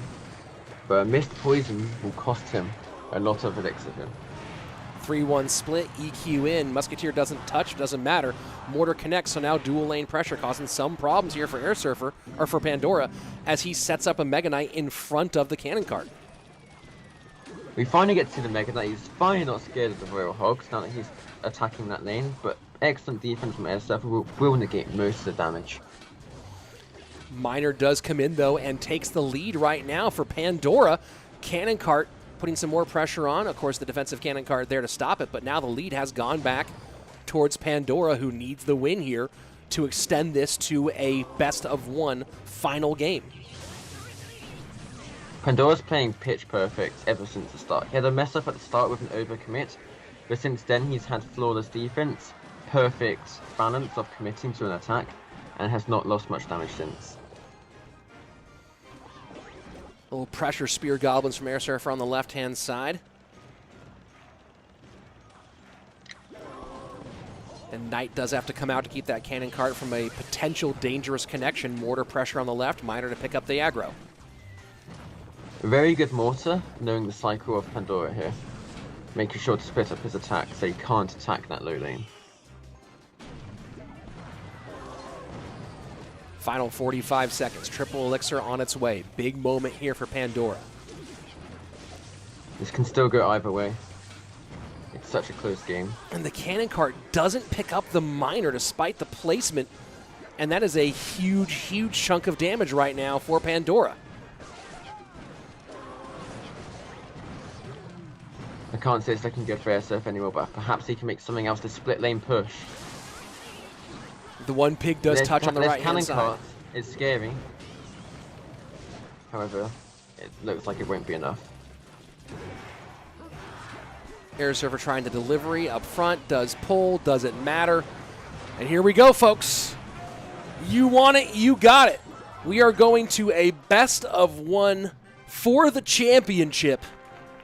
It all comes down to a final pick, a final game. And what better for what a great event here. Airsurfer and Pandora. Let's take a look at the decks so far, Belly, and kind of get an idea of what we think might be happening. So far, Pandora has used Poison and Nado. She's got both Lightning and Fireball available. Airsurfers use Lightning and Earthquake. No, Lightning and Earthquake. So he also has Fireball available. They also both have Mother Witch available. But I doubt they get too much value given that they both have the Fireball remaining.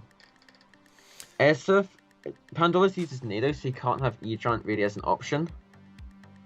He could potentially use something like Hog Earthquake. He does have the Earthquake left and Tesla. So you could see something like that from him, or maybe an RG with Fireball. Whereas Airsurfer, I'm not really sure. He's got Lightning and Earthquake taken away. I'm not really sure what we could see from Airsurfer, but it's likely we're going to see Fireball from somebody here. It does feel like, Fireball, with the value it gets, you're going to play at least one of the three most of the time at this point.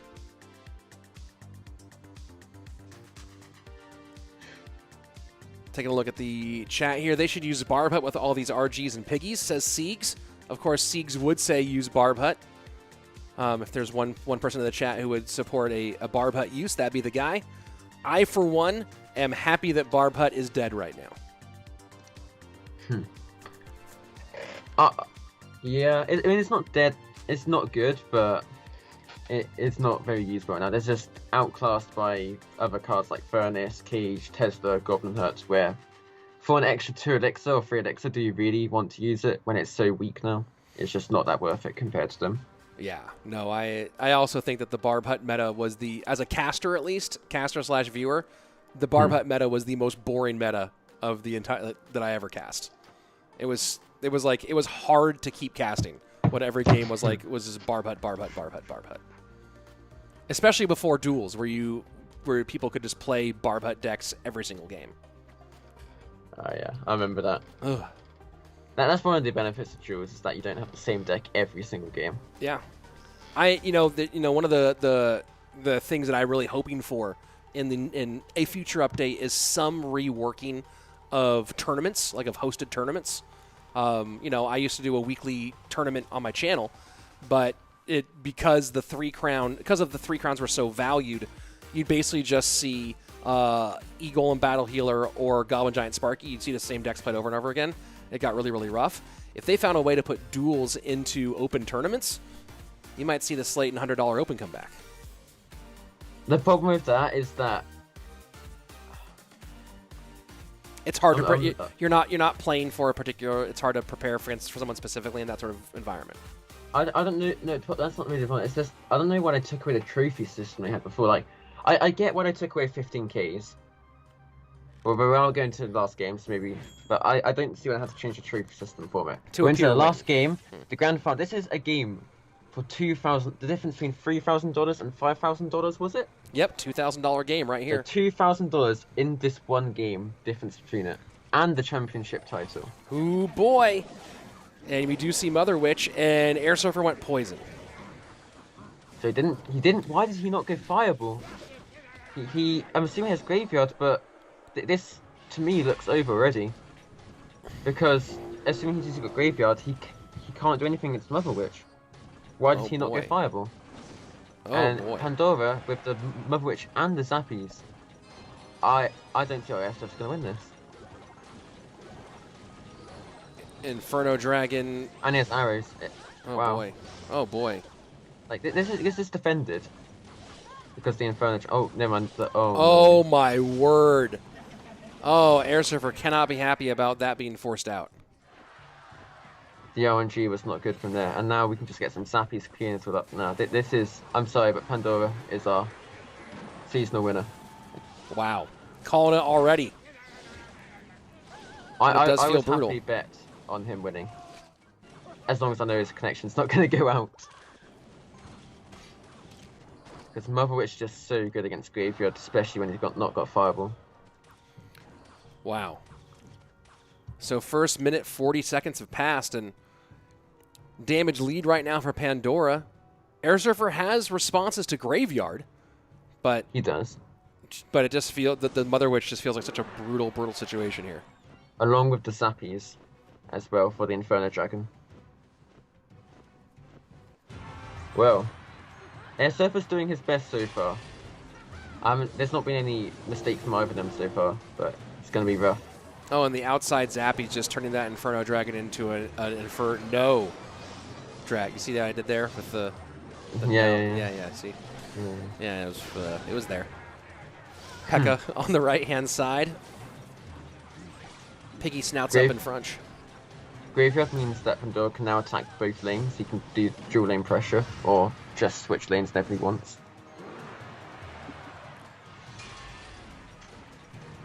Interesting P.E.K.K.A from Pandora. I was curious about that one. I think he knows he can deal with the graveyard, so there's not really a punish. It's the same with the Golden before, is that he knows he can't be punished, so it's okay to do that.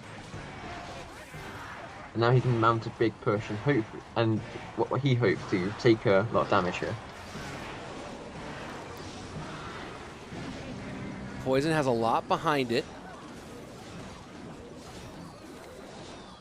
And somehow that could have been a lot worse, but so far airsurfer, yeah, just oof.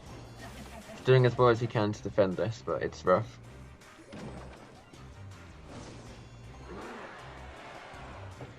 So setting up Inferno Dragon to the one Zappy side, I guess assuming now that, hey, Zappy's out of cycle for a minute, this is the chance to do it. Valk does get over in time to tank. Mother Witch, though, all over that graveyard. Poison on the Mother Witch. Well, lots of damage, though, because the Valkyrie pulled by the Fisherman. And Inferno Dragon will take down the P.E.K.K.A. Very good attack from airsurfer. Arrows take care of the archers, he has though. A chance now. This is some really, really high-level gameplay out of airsurfer in a really bad situation. He's playing phenomenally. It's not even that Pandora's playing bad, it's just airsurfer's playing phenomenally. And that snowball is brilliant. That snowball is great. Oh, no way. He just won. Unbelievable. Unbelievable. 50 seconds left. 5:57 on that left-hand tower. And airsurfer right back to another graveyard. Just pressure, pressure, pressure play.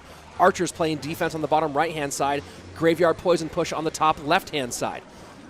I'm confused by that graveyard from Pandora. Maybe he thinks he can get some bridge spam here. Maybe he was trying to get some bridge spam. Oh no. This isn't over till it's over. Second set of Zappies in. Second Oh, Valkyrie he down. the fireball. He missed the fireball on the Valk. Nah, airsurfer won. This is absolutely wild. Valkyrie pulled high. One pig does snout in. Poison high. Graveyard in. Arrows should get the archers out of the play. Skeletons come in low. Valk down one more time. Fireball trying to make enough room here for skeletons. Does a skeleton get on tower? It doesn't. Airsurfer somehow pulls the rug out from under Pandora. The epic run ends, and happy 4th of July. Airsurfer does it for the red, white, and blue, and is our Queso Cup Summer Split World Champion. That is probably the best game of Clash Royale airsurfer has played in his life. Wow. And we got to see it here. What a game. What a game for $2,000. And yes, that deserves a big wow. Airsurfer OP. Oh, we have the, hold on, before we switch around. Here we go. Here's the finals.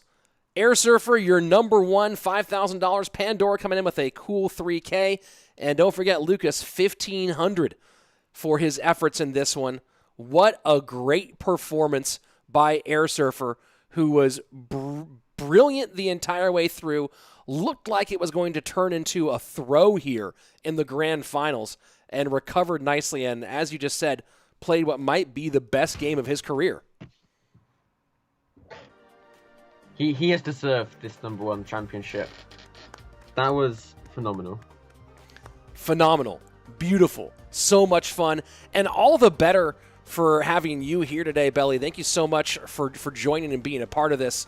Really awesome having you here to help give a lot of that big insight. Is there a place I should send people to? Do you care? Do you want people to go see you on Twitter, or what are you doing? Or No. Nope. No, I'm not doing much in the community, so I just thought I'd join in for this, but I'm sort of inactive now. Well, it's great having you. Your insight and your analysis, your analytical analysis is so much fun and always great to have. Guys, we're going to end the stream on YouTube and then Twitch. Stick around so we can go find someone cool to give a fat raid to. But YouTube, thank you so much for joining us. Really appreciate having you here. If you haven't yet, go ahead, like the stream, comment below. Go ahead and give us the sub as well, which would be super nice. We'll be back here, of course, next weekend for the top 32 of the Clash Royale monthly final. And then the weekend after that, I will be on the monthly CRL broadcast.